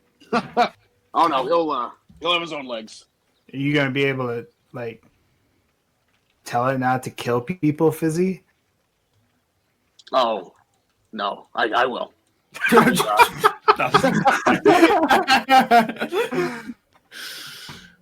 That's such a good clip. So yeah, so hopefully with these scenes, I'll actually be able to do that kind of stuff with whatever these guys choose as their favorites to do things. Yeah, I think it could be fun. But yeah, those are the kind of things that we sort of make with things like that. And yeah, I'm running on fumes right now. Oh, there's more drink. I have more drink. He's got more drink, guys. It's okay. So you've also been going straight for almost 2 hours. You know, I was the best presenter in my class. I don't doubt that even a little bit. All right, let's see. Because you nope. Have you nope. Definitely nope. Joey, can we get a Tapas map print? That's really funny. I didn't draw the map, so that's funny. We'll have to ask Connor. Yeah. So I have the map. Essentially, it's not a city map, but it's like a landscape. You see it when we play online, because the players can sort of choose where they want to go. Actually, so we play in Roll20, and I've been able to figure out like the code of Roll20. So I've actually made it so that there's interactive like buttons you can press on the map, and it opens up like shops for them or the quest board or like a bunch of different other places. So that's technically what I have right now as the city map. But essentially, let's see. I have. I mean, if anybody knows a map maker, we would love. That in talks about getting like a nice like leather map.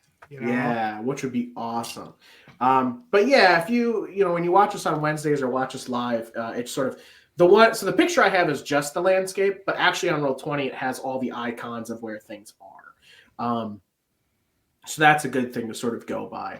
But yeah, if you guys know a map maker, I love that. Would be great books. Yeah, it would. I'm very. Roxy says they are very much enjoying. Yay! What else can I say other than you're welcome? Oh, I said the thing. Joey and Hunter. So this is a question for both of us, Joey. Okay. What's your favorite What's your favorite moment from the dungeon we just finished? As you can tell, Onyx is a fan. I'm going to be honest. So there's a lot of good moments, but I think for me, as far as like a character moment and the development going forward, when Rara, for the first time in a fight, balls her fist up and punches the Naga in the eye. Whoa. And, that was and I hit. That was awesome. That was pretty, that was pretty prime. That was awesome. Because Rara never like hits anybody physically. And she decided to for the first time to do that, and it walloped the boss. Wow. And that was pretty great. That was a good scene. That should have been one of the clips. The Moss and Chester has been really good. I like the water slide scene. Very Goonies of us. Moss running in and out of the room to bury the mic hits. That was pretty good. That was good and touching at the same time. Because, she's got this whole druid backstory, and she's like, I didn't want to hurt these things, and I wonder if planting these plants will make them come back. And there was a little bit of evidence that maybe it helped. Yeah. So for me, what was my favorite part so far? Well, not so far. We just finished it. What was my favorite part from the dungeon? Man, there's just so many. I love all of my creations equally. That's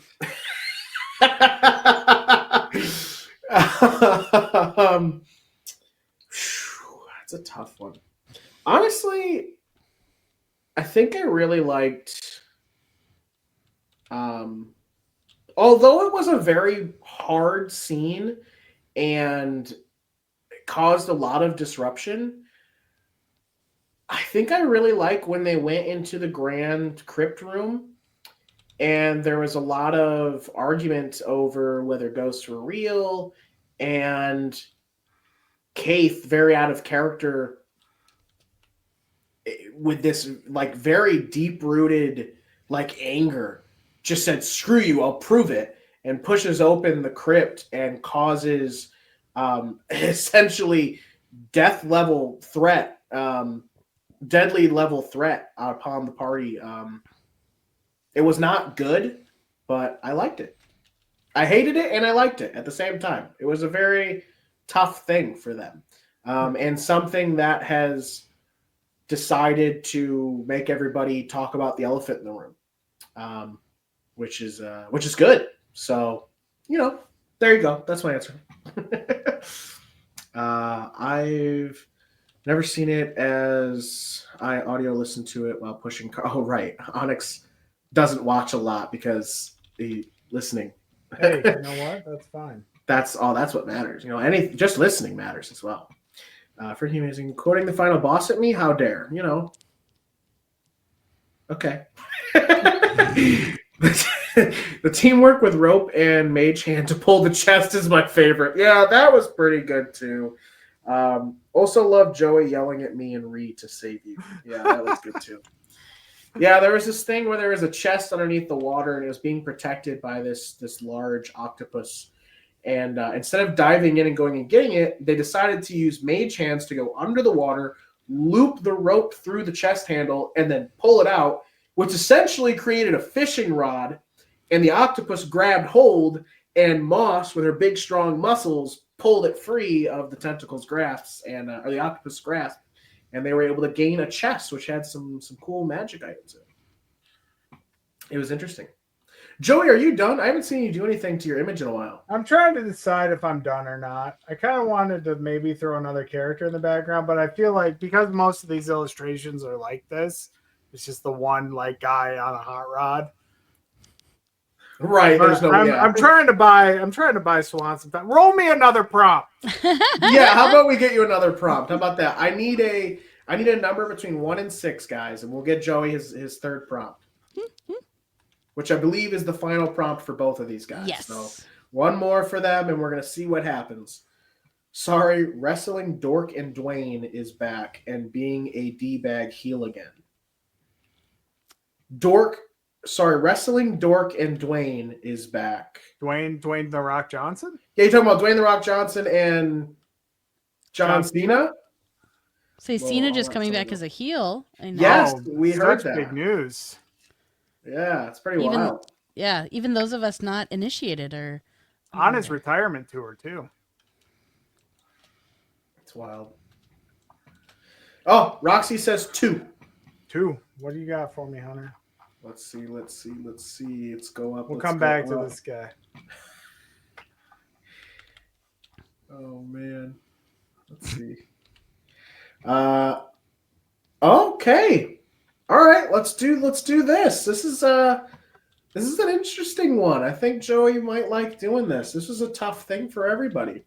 I'm going to go ahead and get this started here, and then we will talk about it. All right, guys, here is Joey's third prompt. We're going to get the clip pulled up. Turn on the audio, Hunter. Let's not forget that. This also might be really loud. I figured out that the YouTube ones are really loud. The reason you couldn't hear it is because there was no audio. But here we go. 3, 2, 1. This one is called Moss Turns Evil. As you step into this circle, you will notice that the outside ring glows red, and you look at it and you think to yourself, oh, fuck. I didn't mean to step here, but you did. And all of a sudden you'll feel this like in your head, and you guys will watch as Moss just stands there. But Moss, you'll feel this like jolt in your head, and then the whole room just kind of turns red, and you turn around and look at your friends and immediately think, enemies. They have to leave. And the only way to make them leave is to force them. Moss. So there we go. That is that clip and that scene. Let's sort of talk about that a little bit, huh? Oh, nice. So in this scene, guys, our adventurers had been doing some investigating.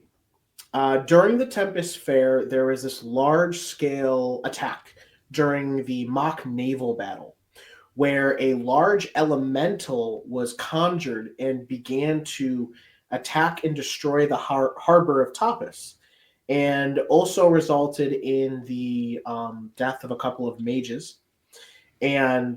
But our heroes, and this is where they began to get noticed by the city of Tapas as heroes, came in and stopped the threat and saved the rest of the fair and the city itself before things got out of hand.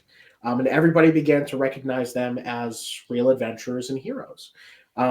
Afterwards, the city guard asked our heroes to investigate further about why this happened. So upon their investigating, they learned about a mage named Alara Windrider. Sorry, Alondra Windrider. Thank you. Nope. Alondra Galeweaver. Good There you Lord. So many. Thank you, Joey. Alondra Galeweaver. There is also a character named Alara Windrider. That's completely different. Alondra Galeweaver. He did this to himself. I did this to myself big time. Because I had made one before the other and then forgot. And then, anyway, doesn't matter. Alondra Galeweaver. They did some investigating and found out about her. And that she was behind the attack. And they were able to discover that she had a hidden, let's call it base, underneath the city of Tapas in an old warehouse owned by her family. And as they arrived, they began to ask her, some questions and told her to come with them, that she would be held for what she did. And she, why would you come into my place and blah blah blah. I don't know what you're talking about. And Moss tried to make a move towards her, and she was craftily moving around this large sort of ritual circle in the middle of the layer, we'll call it. And Moss stepped inside of it. Once she did, a magical defense began, and it caused Moss to essentially turn on her friends. And this is an instant where Moss is extremely strong. She's a barbarian. And because she did this, it ended up causing pretty bad harm to two of the other players. And is another instant where Moss's dangerous powers hurt the people she cared about, which is another point to her backstory. But yeah, Moss turns bad and takes on the other characters. It was a hard moment, and they had to fight Moss for a little while. But it was a great fight. Great fight. Let's see. Onyx says, I've met so many people from T2C2 that I never got the chance to meet over the time I've been volunteering. Makes me look forward to T2C2 2025 so I can stop and say hi to everyone. This during the live stream was crazy. Yeah. Oh, it's great, but it's also fun to play into it as a fan. Oh, we're talking about WWE. That's right. Forgot about that. Onyx says, thanks. I was about to correct you. Brotherman type stuff right there. Yeah. Thanks. There's a character named Brother Alric, and Joey's character refuses to learn names. And Classic. I love that. Calls him Brotherman, and essentially has just become his name. But recently, Rara very specifically called him Brother Alric. So who knows? Maybe there's a change in character there. Yeah. We'll see. Joey, do you want to show and tell your previous one now that I've caught up? Sure. Yeah. Oh my god. Look at this guy. So this is One Ore Man. I did share a rat fink in the group In the Discord. Yeah. So that if you want to show it for people that don't know. Say, out of context, it's also very different from your normal stuff. Mm-hmm. Mm-hmm. So our boy in this boat race was, which is essentially a drag race on the water, which is very rat fitting because that's, hot rods and drag racing. He was drinking a haste potion that we found out after the race. Mm-hmm. But the respect of the man on one oar coming in second. Our boy Fizzy was like, I'm just gonna toss this in the bay. But yeah, this dude was going crazy to win this race or come in second. So it felt fitting.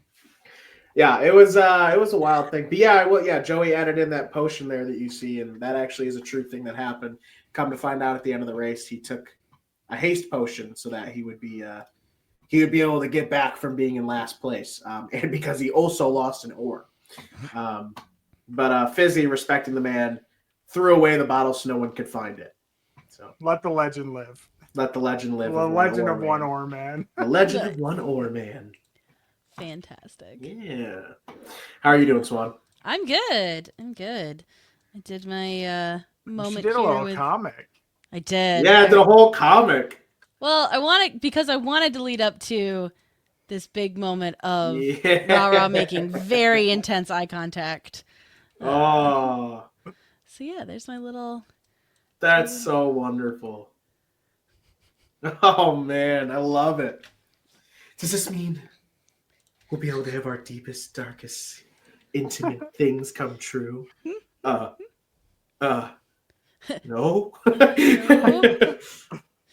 Perfect. I love it, Swan. Yay! Oh, good. I drew on the back layer too. Good for me. Did we get a number for Swan's next? No, we didn't. We need to roll. We need to roll Swan. I need a number 1 through 5 for Swan.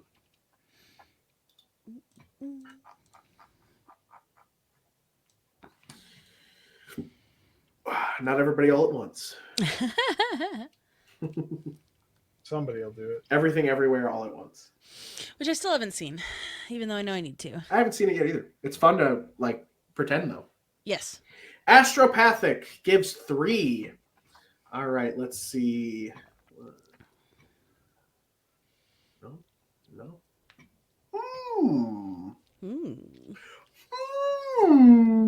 Yes. Well, this will is be it that fun. one? This will be fun. Which one do you think it is? Made with Love? No. Oh, God. That's not. No, that's a good one, though. No.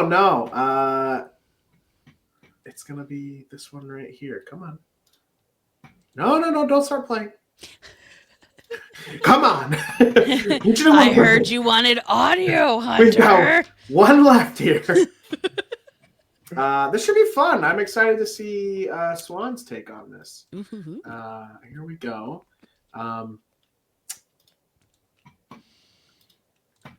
This is called Tea with Mithras. We're going to get the rest of that scene. All right, here we go. 1, 2, 3. And he has a tray. Nothing matches at all. None of what he's carrying matches. But he's got a tray. It's got 5 cups, and he has like a. You'd have to imagine it's a teapot, but it's not. It's more like a pot. And he's just gonna pour whatever's in it out of it without a spigot. But he's got that. He's got the cups, and hopefully it's at least got like a beveled, notched edge. But he brings that out and he brings it over to the table and he puts it down. But I mean, yeah, I've got a few stories if that's why you all came here. And he looks to you all. But before we get into that, I do have some tea here if anyone's interested. Yes, please. Are you crazy?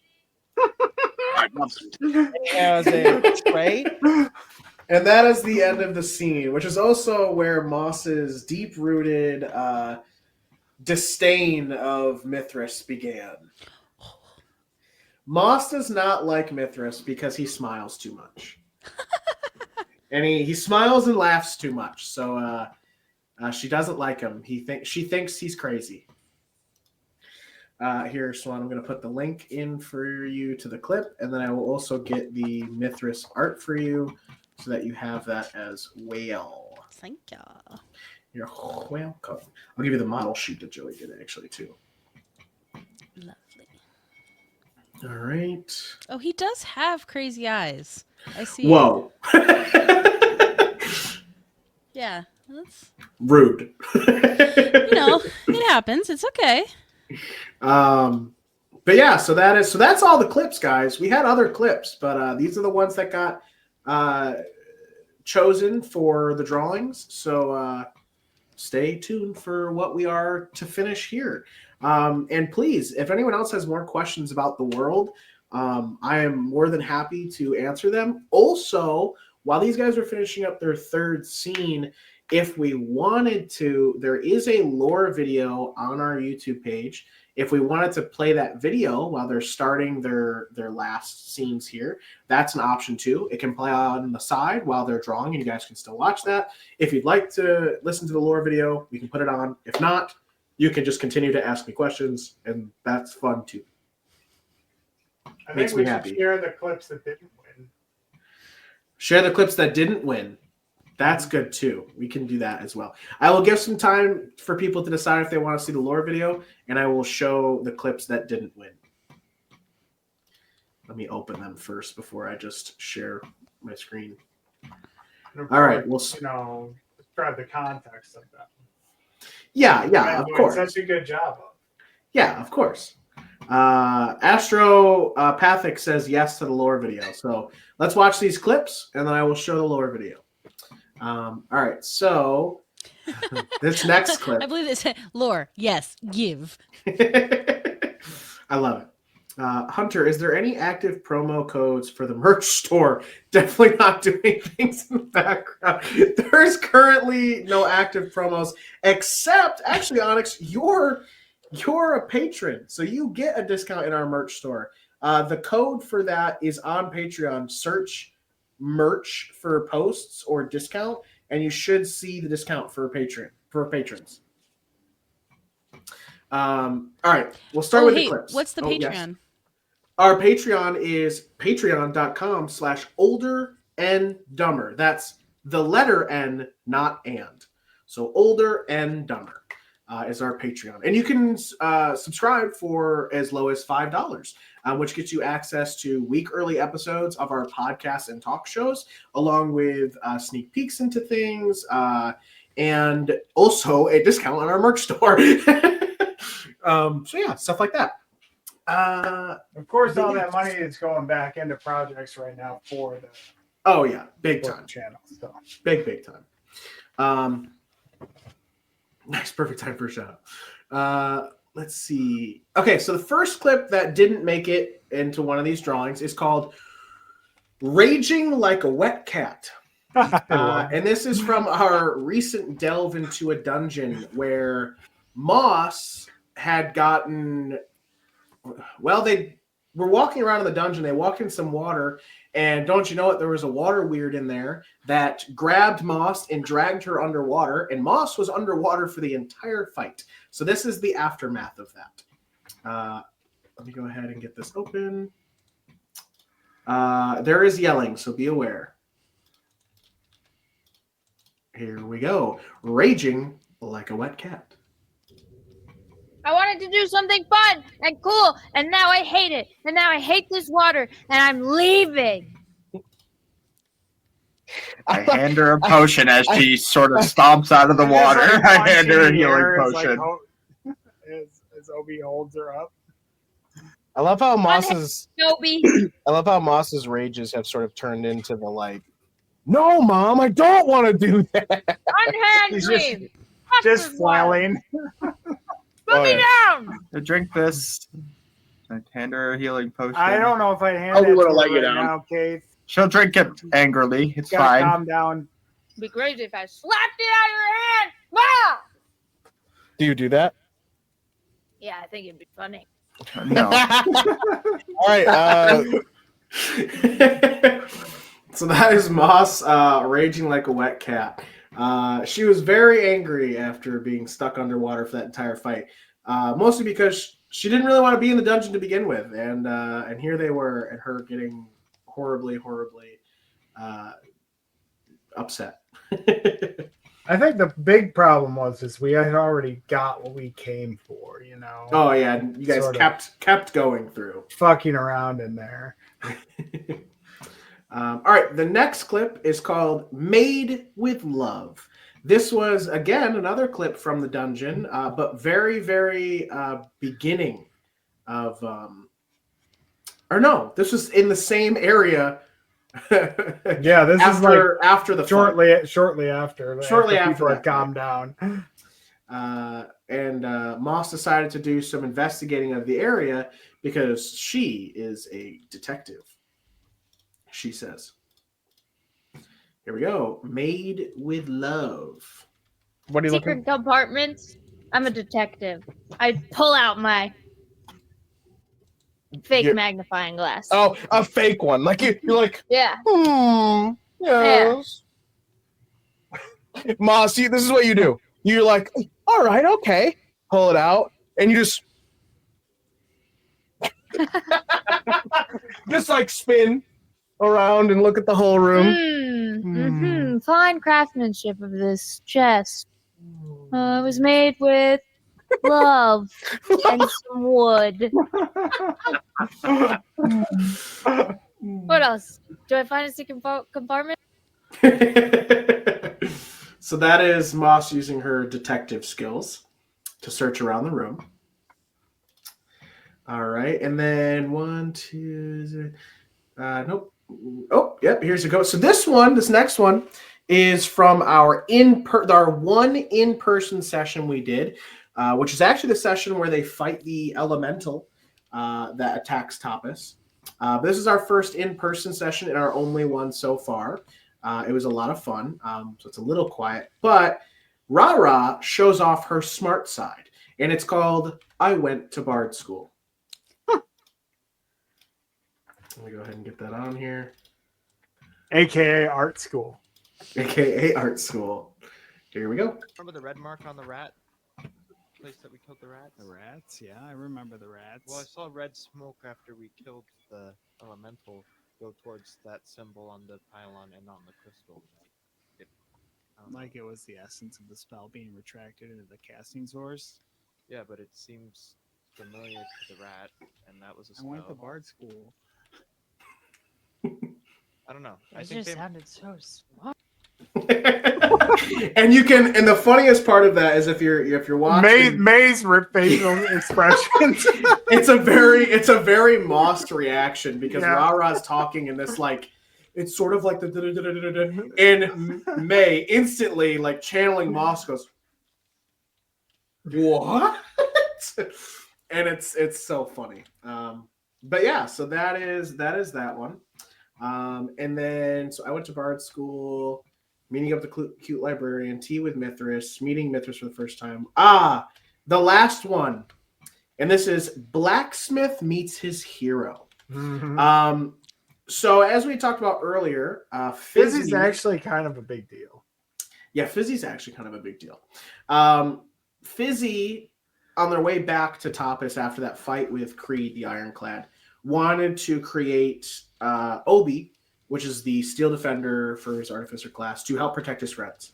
When he got to the blacksmith called the Hammer and Anvil, that's where he was going to rent a workspace to do so. And he met the proprietor of that store, Thorin Steelhammer. Fizzy introduces himself and, well, let's go ahead and watch. No, do not play. You play when I tell you to play. All right, here we go. Last clip. Name's Fizzywick Fizzbang. Pleasure to meet you. You see her be like, oh. And then you'll see Thorin, who's like, he turns around. You see him just sort of stop, turn around. What did you say your name was? Fizzywick Fizzbang? Well, you can call me Fizzy if you like. Okay. Fizzbang, is that in any relation to the Fizzbangs of Sybris?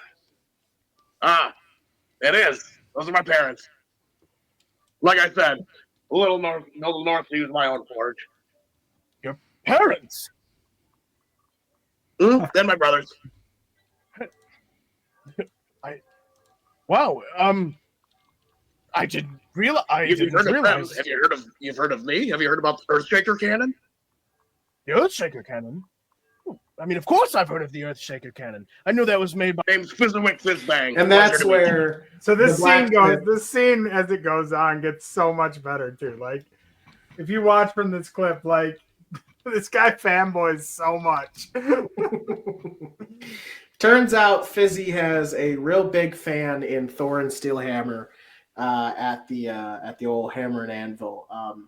But yeah, you find out a little bit more about Fizzy's life and sort of what, because Fizzy always kind of talks about, oh, you know, my parents are big inventors, and to these characters it means nothing. They don't care about inventors. But when we finally meet someone who kind of realizes how big of a deal that is, we get to watch somebody fanboy over Fizzy, and it's a lot of fun. And I had fun doing it. Griselda, please. Please. That was my favorite part when he adds the blueprints to his wife. Oh yeah, dude, she was it's good. You should definitely go watch that. It's a lot longer than that. It's good. Onyx says, hydrate yourself, save your work, and stretch. Thank you. And Onyx says it's a real fun clip. All right. So after all of that, guys, that's all the clips. I think our artists are still in the process of finishing their stuff. So that means we're going to go ahead and watch the lore video for Coralthea Waking Fates. I wonder if I can share it as a video file to make this easier. If I can, that would be wonderful. Let's see. I probably have to go to Oh, how about the folder that says "Welcome to Coralthea"? That one? It's more than likely that one. Yes, it is. The video is called "Welcome to Coralthea." You can go watch it on the YouTube if you wanted to watch it on your own and leave some comments and questions. But hopefully, after this lore video, you'll have some more questions and I can answer them.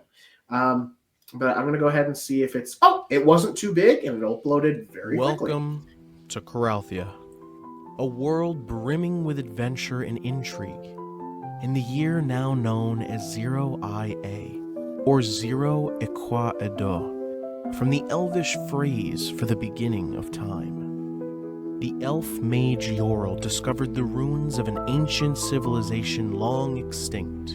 A careful investigation of the area revealed evidence in the form of a singular stone tablet that the Coraltheans were not the original inhabitants of the land they called home. There is little known about Yorl themselves, but they are assumed to have been an exceptionally astute and powerful mage. The eventual deciphering of the stone would have been impossible without Yorl's analysis of the hybrid language and runic magic inscribed on the tablet. Naturally, the discovery of a civilization predating Coralthea shook people to their core and drove them to obsessively search out more relics from this lost society and to preserve their own history in increasingly permanent ways.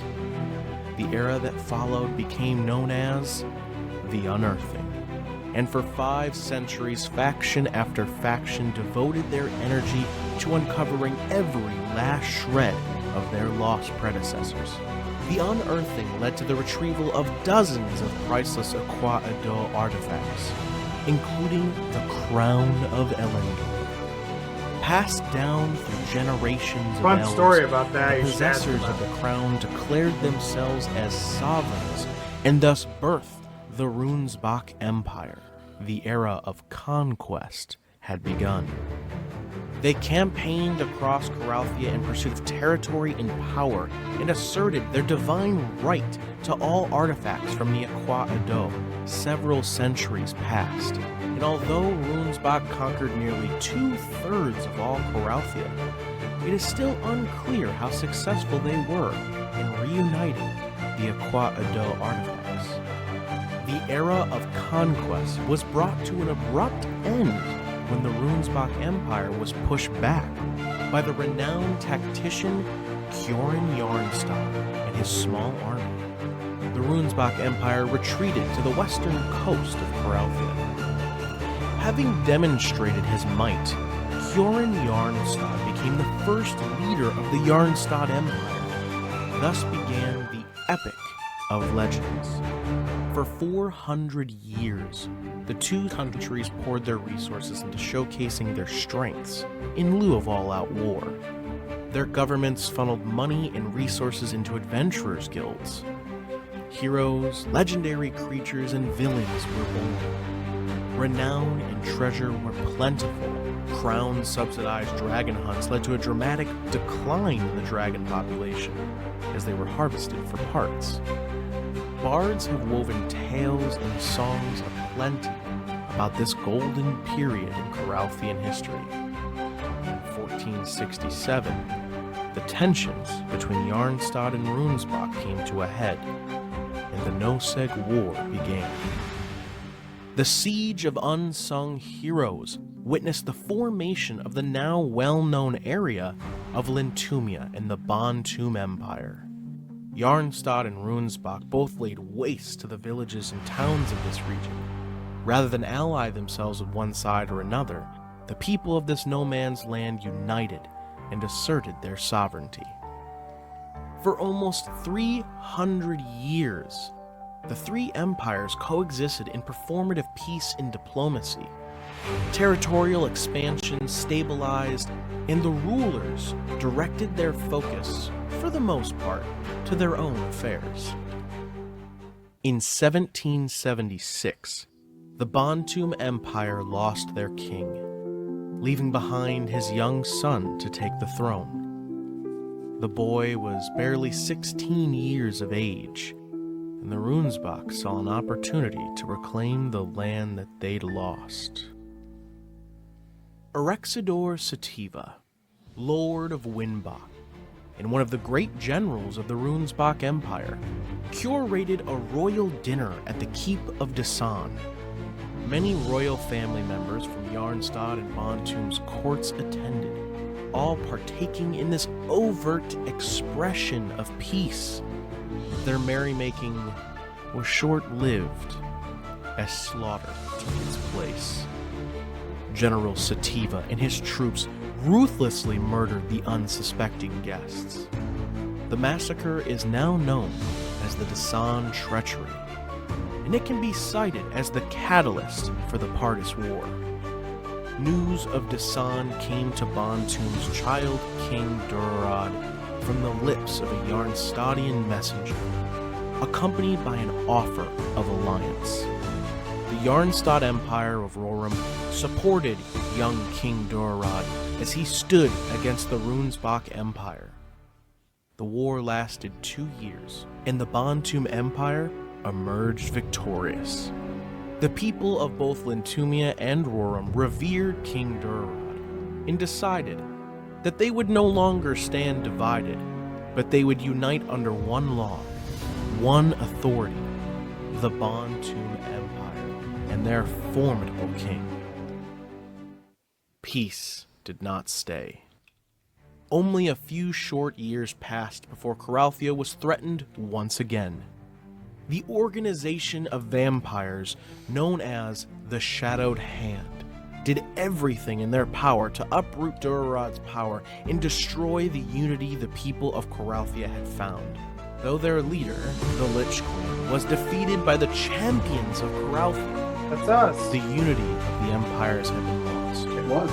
King Durarad, sensing the winds of change were blowing once again, gave way to fate and divided the original 3 empires into the 9 regions of Coralthea.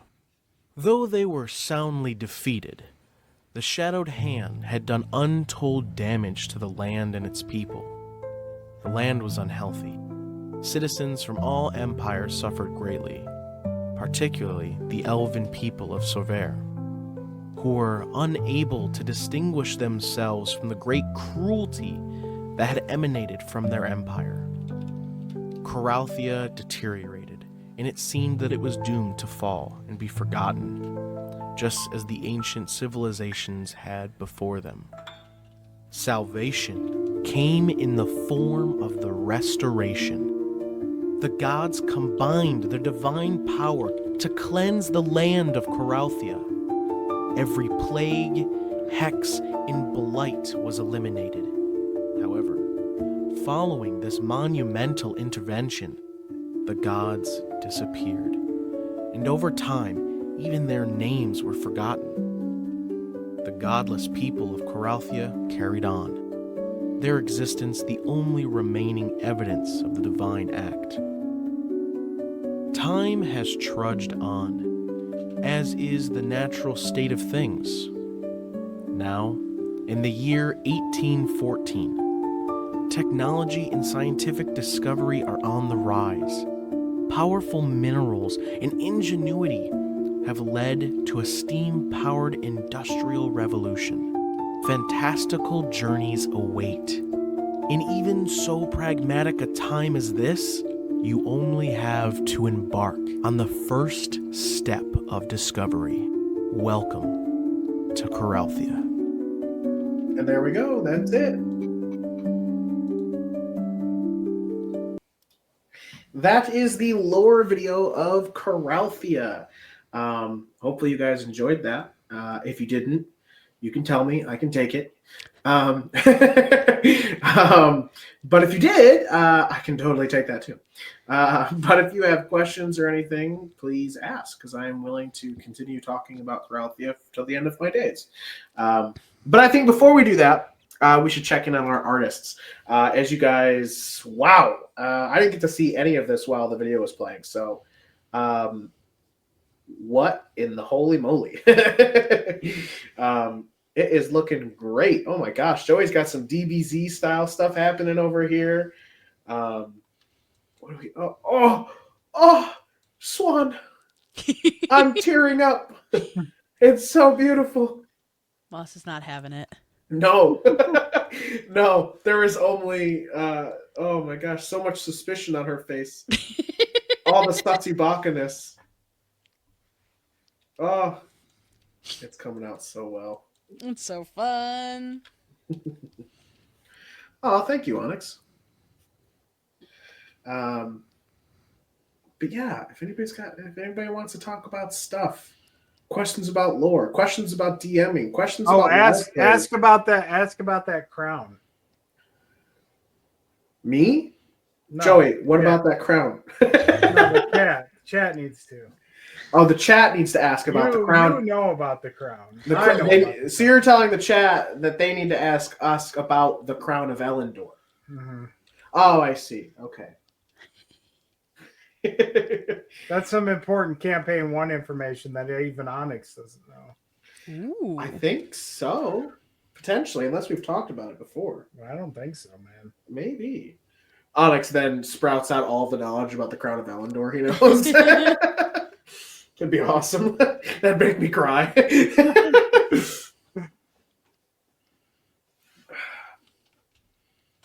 Man, the day I can have like a fan come up to us and like recite lore to me that even I'm like, what? Yeah, so most Probably of that break down and cry. Like the lore for the world existed, obviously, Onyx, but like a lot of the stuff that video talks about is things that campaign 1's party sort of put into motion. Mm-hmm.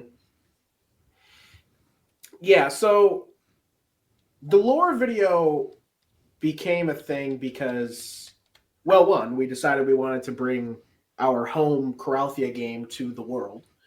And in order to do so, what we thought would be really cool is how in like the beginning of The Lord of the Rings, you get like a whole backstory about the world.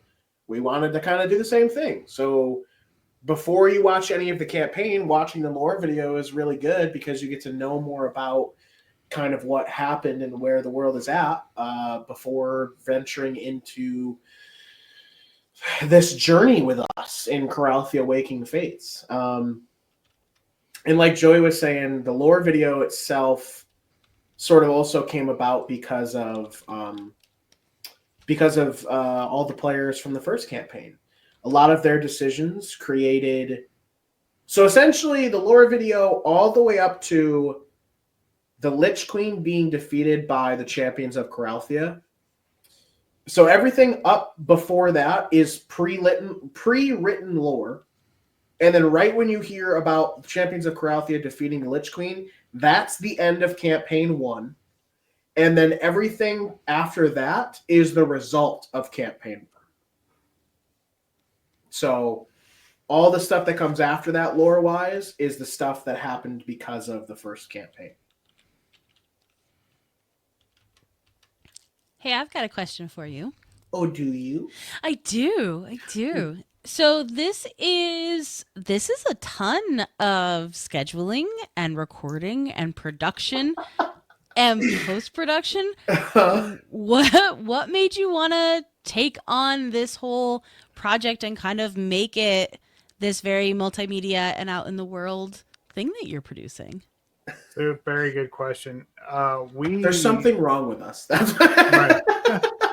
We ran a home game before Coralthea ever existed in a world called Velastrad. Yeah. And we had always wanted to do something more. Like we lost that campaign in COVID. We started Coralthea. And we had always batted around the idea of, well, these stories are really good. We should figure out a way to share them and try to make something with them to share them to other people. But we never had the outlet for it. And we were all like Critical Role fans and Dimension 20 fans at that point. Like we were watching that because we were deep into D&D before COVID. And then when it came back, we basically played our whole home game online through Discord and Roll20 almost for like a year during COVID because we couldn't actually go out and play. So we had everything in place, We tested it out. We tested out the live play, mainly with May because she was moving out of the area and we wanted a way to stay in touch. Mhm. And we're like, well, let's play. You stream. Let's stream this. So we streamed a Starfinder campaign, which we underproduced. Oh yeah, big time. We played that, and from there as we were sort of winding that down and getting to the end of that, we were like, what are we going to do after this? And Hunter and I were like, we should do Coralthea 2, because we were winding that campaign down at the same time as Starfinder. Mhm. We're trying to figure out what we're going to do with that going forward. And Hunter had designed it as a legacy campaign so multiple parties could affect the world and whatnot. We were like, we should do this as the next campaign, and we should really go at it and try to build it up as an online presence and make it a part of the channel. And then when people really responded to it positively, it just sort of drove the wheel forward, and really pushed us to we're always trying to up the ante on it and make the production value better. We're putting money into it to try to improve it. We're talking to other artists to try to get them involved in it. And really trying to make it its own thing because there's been such a positive response to it so far. Yeah. To answer to the question of why do we put ourselves through doing so much work and why we chose to want to hurt ourselves, since we chose to want to put all that, because you're right, it's a lot, and just like any creative outlet or content creation, it's a lot of work. It's not like you don't just wake up knowing how to be an amazing artist like Swan, Joey, and all of our other artist friends who aren't here right now. You don't just wake up knowing how to do that and you're just like, oh, okay. It's a lot of work. It's a lot to put in. And then not only is a lot of work, but it's a lot of work to put yourself out there on a literal, the biggest stage known to the known world, and that's the internet. And not only it be the biggest stage in the world, but the largest stage to be seen on. So it's a lot. And why do we choose to do that? Well, I recently had a conversation with my brother, my stepbrother. I just call him brother, but I don't know, stepbrother, if you really need to be specific.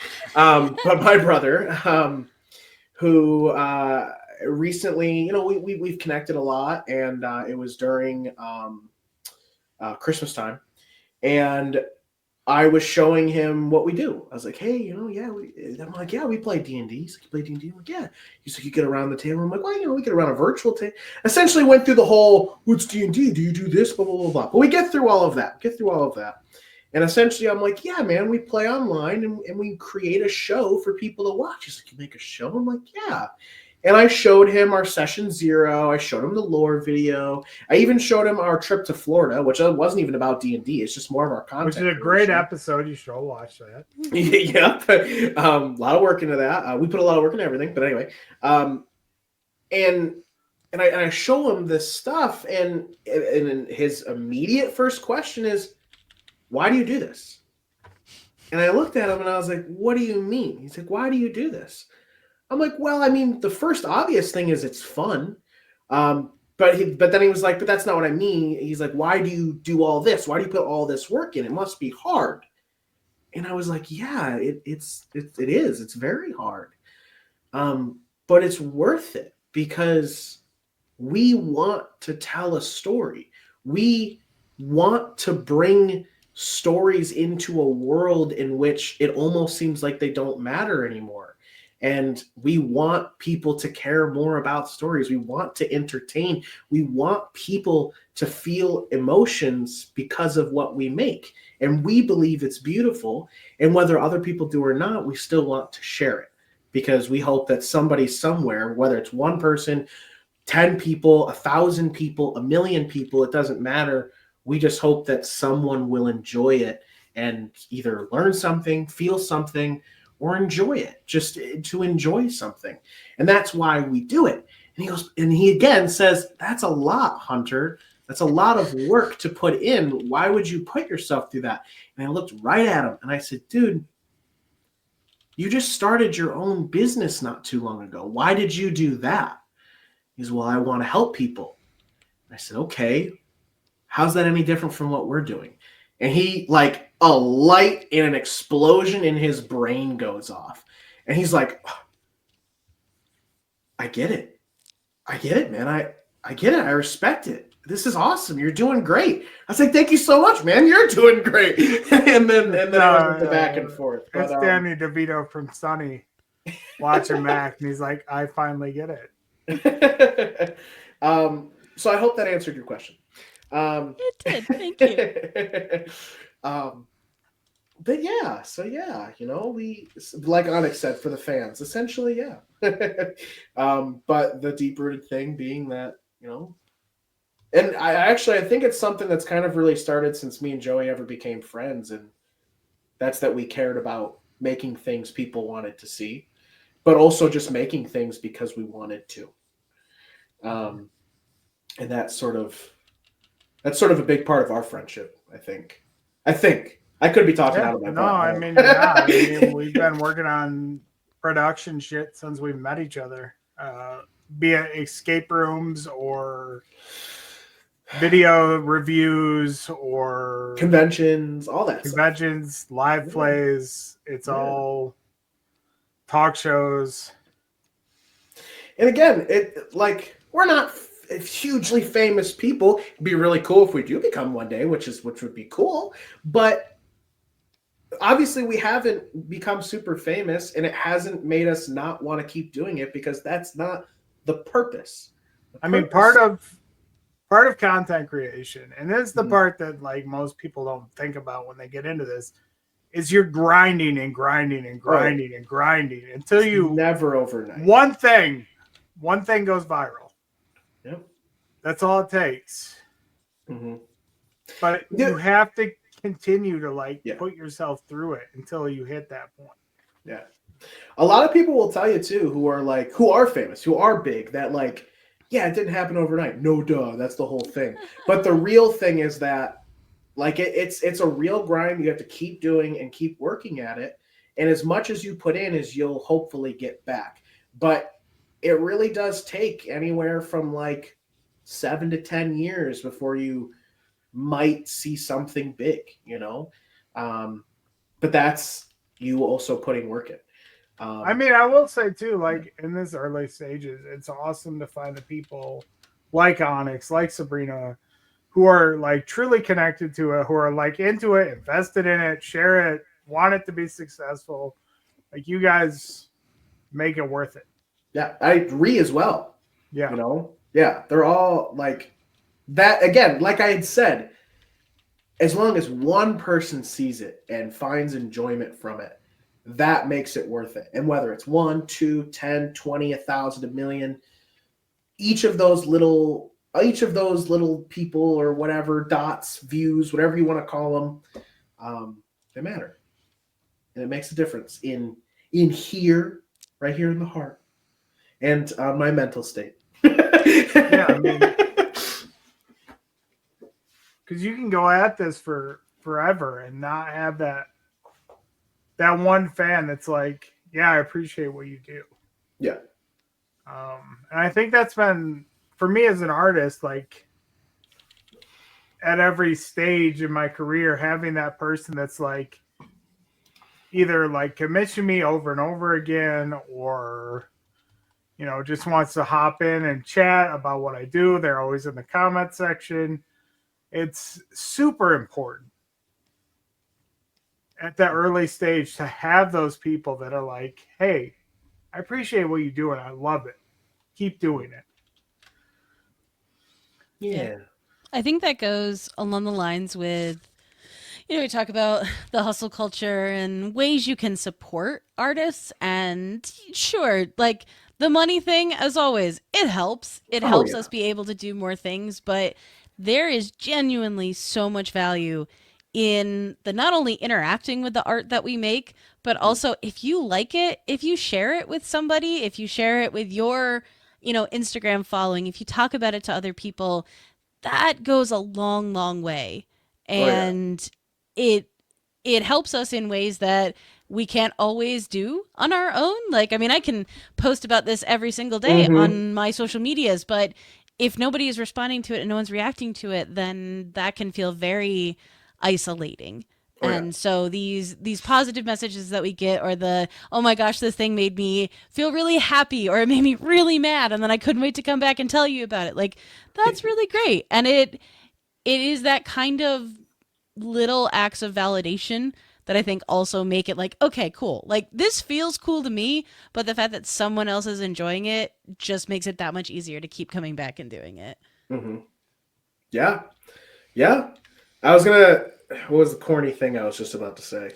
Well, the very serious thing I was going to say is, yeah, we live in a world where money kind of rules a lot. It rules just about everything in our life. Like, we have to have it or else we can't do things. But I think on a real person level and mental stability and even spiritual stability, like, money is great, but words, the pen is mightier than the sword. That's the corny stuff I was going to say. It means a lot. It's, sometimes I really liked this, you did this well, or the whatever it is, essentially the listener thing. Like, I listened to what you said, so I responded with knowledge of what you said, so you know that I'm listening. Like, that's worth more than the whatever amount of dollars you might get. Not everybody can support, and that's understandable. It's knowing that you're trying to find other people to help. Like, we can't grow this all on our own. Like, that's not how fandom works. It's always word of mouth, and it's always like, hey, check this thing out. I really like this. I think you'd like it. That goes so much farther. Like, a $5 backer helps, but you getting 14 people to watch helps way more. Yeah. Big time. Question for you from Onyx, Joey. Yep. Hey, Joey, art question for you. I want to get something to put on my water bottle to make it known that it's mine. I was wondering if you could make me an Older and Dumber type icon of me that I can make stickers of. I'd be willing to commission it if you have time for it. Onyx, there's actually not. Are you talking about you as in like the old O&D art style? Yeah, like one of these. Just talking like some O&D swag to put on your water bottle. It's a good question. I'm sure we'll get an answer soon enough. Great question, Swan. Great question. Aw, thanks. No, I think it's interesting, and it's something I love. It's part of the reason why I love teaming up with you guys, because we're all mad here. We're all crazy people who continue to come back and make content and put so much time and energy and effort into it, and it is exciting. And I think I am happy to be romantic about it at times, because I think without that romance of it, like, it could be tough if, like you said, it takes years. It takes years to get traction and build the following and interact in the communities that you want to be in, and that can feel very slow in a world that is very fast paced. God forbid you want to like switch your brand up a little bit or something. Crazy. It's almost a full reset. So yeah, big time. Man, that made me think of something, and now I can't remember what it was. Thanks. You're welcome. color commission base rate started about $50, Onyx. Okay, you read his message. You said yes, just like my shirt, blah blah blah. Amazing question, Swan, Onyx says. Yeah, big stuff. Surprised I didn't cry anywhere near that. I usually do tear up when we talk about that stuff. So maybe Hunter, I have a question. Oh no. I don't want it. I have a DM question for you. Okay, all right, I can take it. So the Starfinder campaign, the underproduced, underpublished Starfinder campaign, What did we do? 70 sessions? Here, I can tell you exactly one more time. It was 70 something, or it might have been exactly 70. I still have all of my Starfinder notes. Let me go into here. I played a really cool rabbit space trucker named Race. He was the best character in the campaign. You can ask anybody that watched it. Shameless self-promotion. If you want to see images of that character, we on N Doodle, on just regular Doodle Crew did a D&D character swap where the amazing Sarah Will drew that character. So that exists on our Doodle Crew Draws page. Yeah. Here's a fun thing. This campaign's over, so this is fun. I'm going to show my my notes. So, and it'll also tell you how many sessions we had. So this is the amount of notes and detail and level and all that stuff. Got tons of pages here. We're going to just keep going and keep going, and we're going to keep going, and we're going to keep going, we're going to keep going, we're going to keep going. That was a dungeon back there where there was nothing written. Keep going, keep going.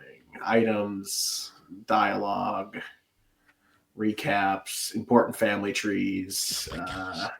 Race did have a lot of family. Yeah, that too. We made it to gone. Rude. We made it to session. Boy, the last session had a lot of notes. 70, exactly 70. 70 was the last session. I thought so. So my question: 70 sessions for 70 questions. 70 sessions for Starfinder. Mm-hmm. We're already coming up on session 25 for Coralthea Awakened Fates. Really? We're more than 3/4 of the way through the last online campaign, Hunter. Mm-hmm. Do you predict the same, less, more? No, more for sure. And that's not to say that Starfinder was a bad campaign, because it was a lot of fun. It was a great time. Joey had said earlier, we sort of started this because it was a way to keep in touch with May, who's our editor, which obviously the way to keep in touch with her was going to be that she would edit for us. But in order to make it that she had a social contract with us, we had to make sure she saw us in person at least once a week or virtually somehow. So we had to force her to play D&D, which was also her first experience with TTRPGs. So that was fun.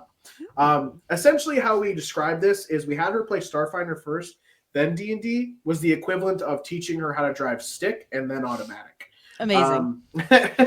So anyway, let's get into this. So Starfinder, when I wanted to run the Starfinder game, I very specifically, the first thing was I asked everybody, I said, do you want to play this? I really want to do this sci-fi adventure. I think it would be fun. The answer was yes, they want to do it. Okay, I come back to my storyboard. I'm like, okay, I've had all these things I want to do with a sci-fi adventure, and I think I've settled on this. So I had my story. I knew what I wanted to happen, and I knew what I wanted to tell. I had a vision. And at the beginning, before we started, I said this is going to be a short campaign. It probably will be between 60 and 80 sessions. It's what I'm thinking. And they were like, okay. Everybody makes their character. We start up the campaign and we play through it. And of course, everybody starts falling in love with their characters because that makes sense. That's what it is. And we're playing through, and all of these, like, they go on these big adventures that don't have to do with the main quest and stuff that does those with the main story, because that's the whole point. And then they go into the end game of the main story after also opening up all these things about their backstories that we didn't resolve. And we finished out. We got to the last session 70. The story I wanted to tell is done, and I said, guys, that's it. That's the end. And they said, what the hell are you talking about, Hunter? That's not the end. We don't know about this or that and this and that. And I'm like, I don't care. I told you, this is the story I wanted to tell. It's time to go play D&D. Incredible. But I would like to think of it as Firefly. I think like I would like to think of Starfinder as our Firefly, where it's never gonna finish. But maybe it will someday. You know, if we get a what am I trying to say? If we get some funding to do the next season of Starfinder, um, no, it was a wonderful campaign. I love the story. I loved all the characters. We put a good amount of work into playing, but we didn't produce it well. We were supposed to move it all to YouTube. It was supposed to be able to for people to catch up and watch, but we didn't do that. We got behind on it. We didn't do well in producing, and all we did was just play weekly, and that was it, you know. And so people won't really ever get to experience that story like we hoped. That's another great thing about the internet is that you're able to store these things that you've done and not lose them. But when you don't do that, you lose them. So yeah, no one will really ever get to experience the full story. However, we did do an ending fireside chat that we talk about the campaign, and you actually get to watch a little bit of the last session. So if you ever want to know a little bit more about Starfinder, there's one video on our YouTube called the Starfinder Fireside Chat, and we talk about the campaign a little bit. Even though you guys will never get to see it, you'll get to see a little bit of it. But Joey, your question was, do you feel like we're going to be coming up with the same thing? No. I definitely don't think we'll be ending this campaign in 70 sessions. Don't think so. If I were to maybe put a realistic number on it, I mean, first of all, our campaign 1 took many years, but that's also because we took a little bit of a break. But even with that, I mean, that was well over 100 sessions to complete campaign 1.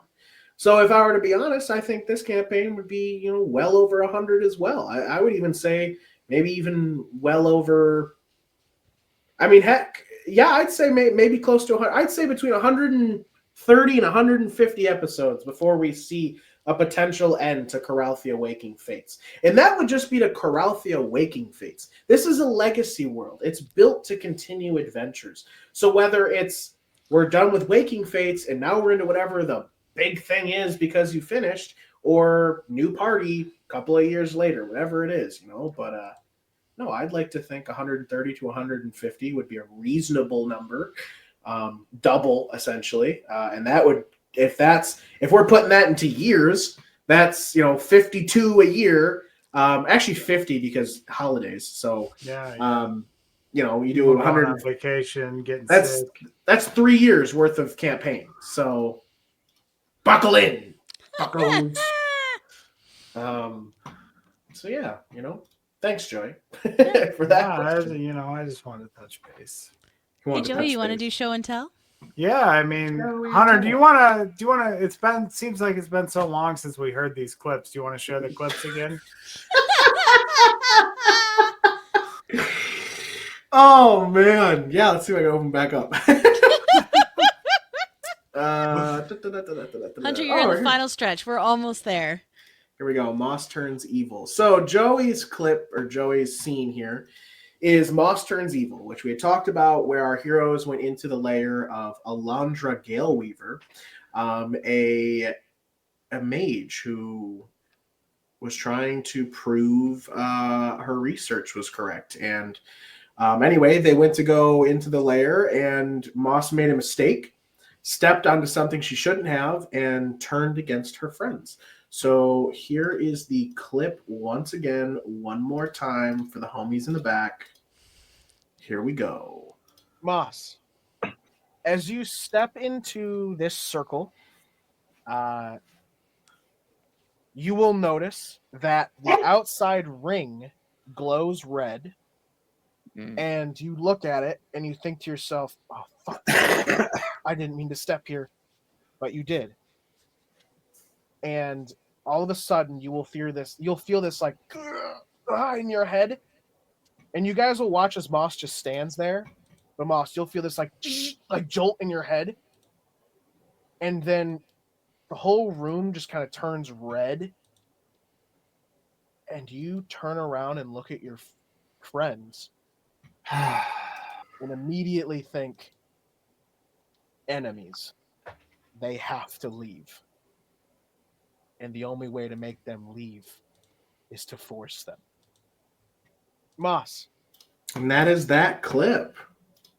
Very it's tough. Because then Moss immediately just started wailing on her friends, and it wasn't a good time.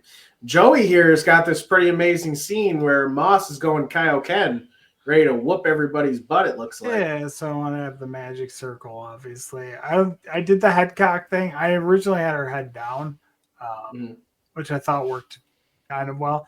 I like the head cock, though, because it feels unnatural, like she's being coerced into it. And like pulling the glaive around from behind her back. We got Fizzy there, sort of in the foreground with Rara there off to the side. This will probably be the one I finish, honestly. Good pick. Yeah, I like the composition. I like the sort of pose there and everything. Yeah, this came together well. Nice. I like Swan. She did almost kill Physionics. So I did have to have him in there. This makes me so happy, Swan. It looks so good. Mithras is obviously my favorite character. I love that guy. He's so jolly, and this is wonderful. It looks so good. I did have a moment, though, when you're talking about all the teacups. I'm like, oh, that'll be fun. And then I remembered, I was like, oh, that's right. I hate drawing cups because you can always tell when they don't look right. But I was like, okay, it's okay. Well, the best part is that they're all supposed to be different and wonky, so it was perfect. They are wonky. So, mission accomplished. Yeah. I can show that clip as well really quick. Yeah, bring it up. Yeah, bring it up. Bring it up. For the homies in the back. And he has a tray. Nothing matches at all. None of what he's carrying matches. But he's got a tray. It's got 5 cups, and he has like a. You'd have to imagine it's a teapot, but it's not. It's more like a pot. And he's just gonna pour whatever's in it out of it without a spigot.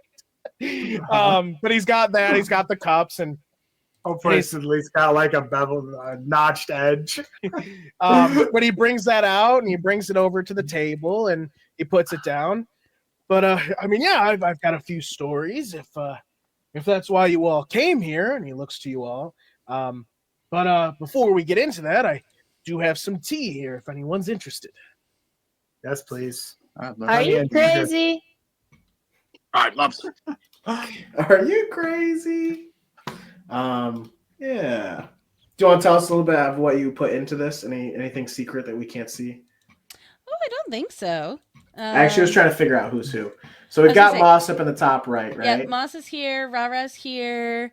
Carter's character, whose name I'm forgetting. Kate. Thank you. And then Fizzy over here.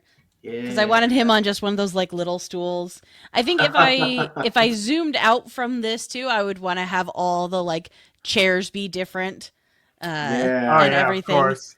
But yeah, like it's very fun. I love illustrating those character moments where there's like a little thing happening and it might be kind of subtle. Like there's some of my favorites. So I just liked the kind of moving around, seeing everybody, and then just that. Are you crazy? Very sussy looking. Super sus. Yeah. Oh yeah. I don't know. I'm torn between this one or the on the stair. Like I'm kind of partial to this one. I thought this was very fun. So who knows? Maybe I could be convinced to do more. Do them all. Yeah. Oh, thank you. Yeah, this was super, super fun. I cannot thank you both enough for this. I had a blast. I like getting to play in this world, which is new to me. So maybe we'll have you play in this world. We've been talking about it. We've got some stuff coming up that I'd like to do some guest stars for. So I'll keep you in the loop. That'd be super fun. Keep you in the little loop. You know what I was just thinking might actually be kind of fun too if we were to do this again. So one, this was super fun, and I think if people liked it, we should do it again. It was very cool. But what might be a cool prompt to do is it's one clip but whoever's Each person here, you does guys. it differently. Well, no, each of you pick. So go to your second one, Swan. The one with the panels. Mm-hmm. Which I realized half of the line art of this one went away because I drew it on the wrong layer, but I'll fix that. It's fine. So what we could do is we could pick clips where panels like this would work. We do one clip, and then each artist says, I'm going to do this part from that. I'm going to do this part from that. And then it makes one panel or one like strip. Yeah. Could be cool. And then you would see however many different artists' styles for one comic page, essentially. It'd be very fun. Yeah, that could be cool. Yeah. Super fun party. Well, hey, yeah, I count this as a very super special episode. This is a long one, too. We haven't had one go this long in a while, but we got to do some really cool art, which always makes me happy and hear a ton about this world. And I'll say we'll do the thing. We'll do the outros. I'll let Hunter keep talking because you've done so well. So where can people find you if they want to follow you, but also find all of this cool stuff, support you, listen, watch, all of the things? Yeah, of course. You know what's funny is Joey's usually this guy who does it for us, but that's okay. Yeah, so hi, my name was Hunter, and I was Hunter for this show. I played the part of Hunter. Yeah, but you can also find me at Voice of Hunter on kind of about everything. It is voice 0F Hunter. So if you use an O, you probably won't find me. I did that because Joey did League Speak, so I was like, oh, I'll be cool too. But anyway, I am Hunter, Voice of Hunter. You can find me there. And then the biggest thing is that you can find Older N Dumber, the letter N Dumber, on the internet, on just about everything except for Facebook. You can also go to that link tree, which has the links to all of our stuff. But in case you are specifically looking to go watch Coralthea Waking Fates, this is what we have been talking about all dang night, you can find Coralthea Waking Fates, the O&D D&D live play, on our YouTube page, youtube.com/olderandumber. But there's a playlist there that will show you the entire campaign, and you can watch from lore video to recent episodes whenever this airs. Yeah, all the way up to whatever's current. And so to stay up to date, live episodes are every Wednesday on our twitch.tv/olderandumber, Wednesday nights at 8 p.m. And that's how you stay current. But if you are not able to stay current, you can catch up 1 week behind every Saturday at 12 o'clock on our YouTube. Now, let's say you wanted to stay current, but you couldn't make it every Wednesday night at 8 p.m. Well, if you sub to us on Twitch, you have access to all of the current episodes with no editing from the Twitch right there. So if you pay the $5 or whatever and you sub, you can watch up to current whenever you want and not have to wait till Saturday's week behind episode comes out. And you won't have to be there Wednesdays.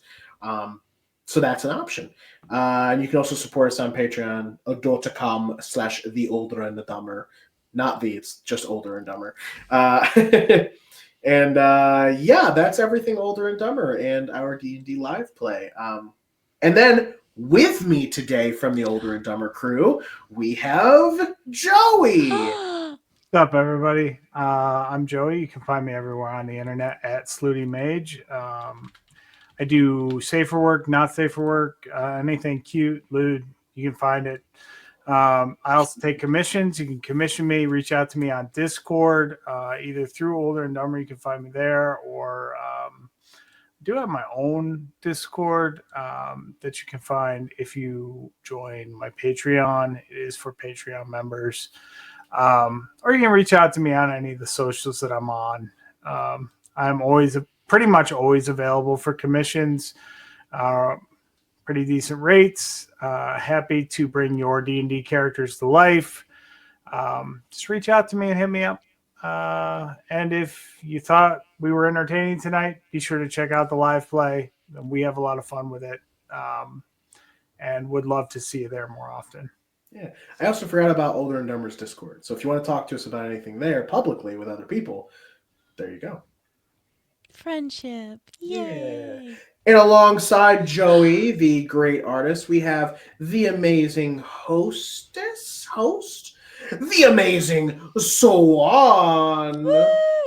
That's me. I'm Swan. I'm a Swan named Emily all across the internet. I also have a Discord if you'd like to hang out with both of these lovely gentlemen and a whole bunch of really cool artists. You can see when stuff is happening, share art, get critique, just have a nice art community all around. If you want to find stickers that I make, you can find them on my Etsy shop. If you want to support my Patreon, that's also a Swan named Emily, and there is a monthly tier where I will mail stickers to your home so that you can have physical stickers, I know.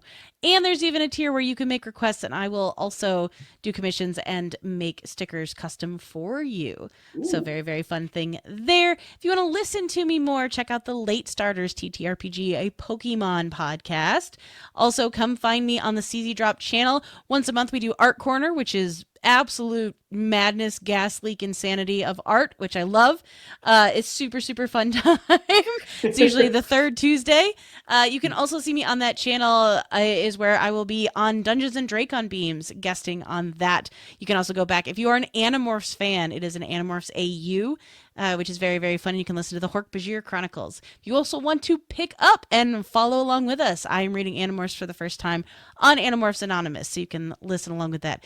If you are a horse girl, you can follow me guesting on the Horse Girls podcast, where I will go on and either read a horse girl book or watch a horse girl movie, take a really challenging horse quiz, and just hope to survive all of it in all of my horse girl dreams. If you want to listen to me and my friends chat with each other, that's the In Addition podcast, which we're on a little bit of a hiatus, but there's easily 300 episodes that you could listen to if you want to go back and listen to all of those. But I'm pretty much everywhere. It's all a Swan named Emily. If you have any questions, if you want to know more about any of the artists or any of the things mentioned, please let me know and I will send you info. And that is also available. We have a link tree for Doodle Crew where you can find links to the artists and more information about all of that. And if you want to see the art that we post after all of these episodes, almost all 80 episodes that we've had, that is at Doodle Crew Draw. Our main one is Instagram. We are also on Facebook. Whatever. I can't care. And I will slowly be moving all of that to Blue Sky as a nice thing, because I like to shout out my cool artist friends and the fact that we've done so much amazing art. So yeah, thank you everyone. Thank you so, so much. Thank you, Joey and Hunter. This was wonderful and amazing. I had an absolute blast. Thank you everyone in chat for hanging out. And hey, we'll see you again soon. Goodbye. Thanks everybody. See you later, guys.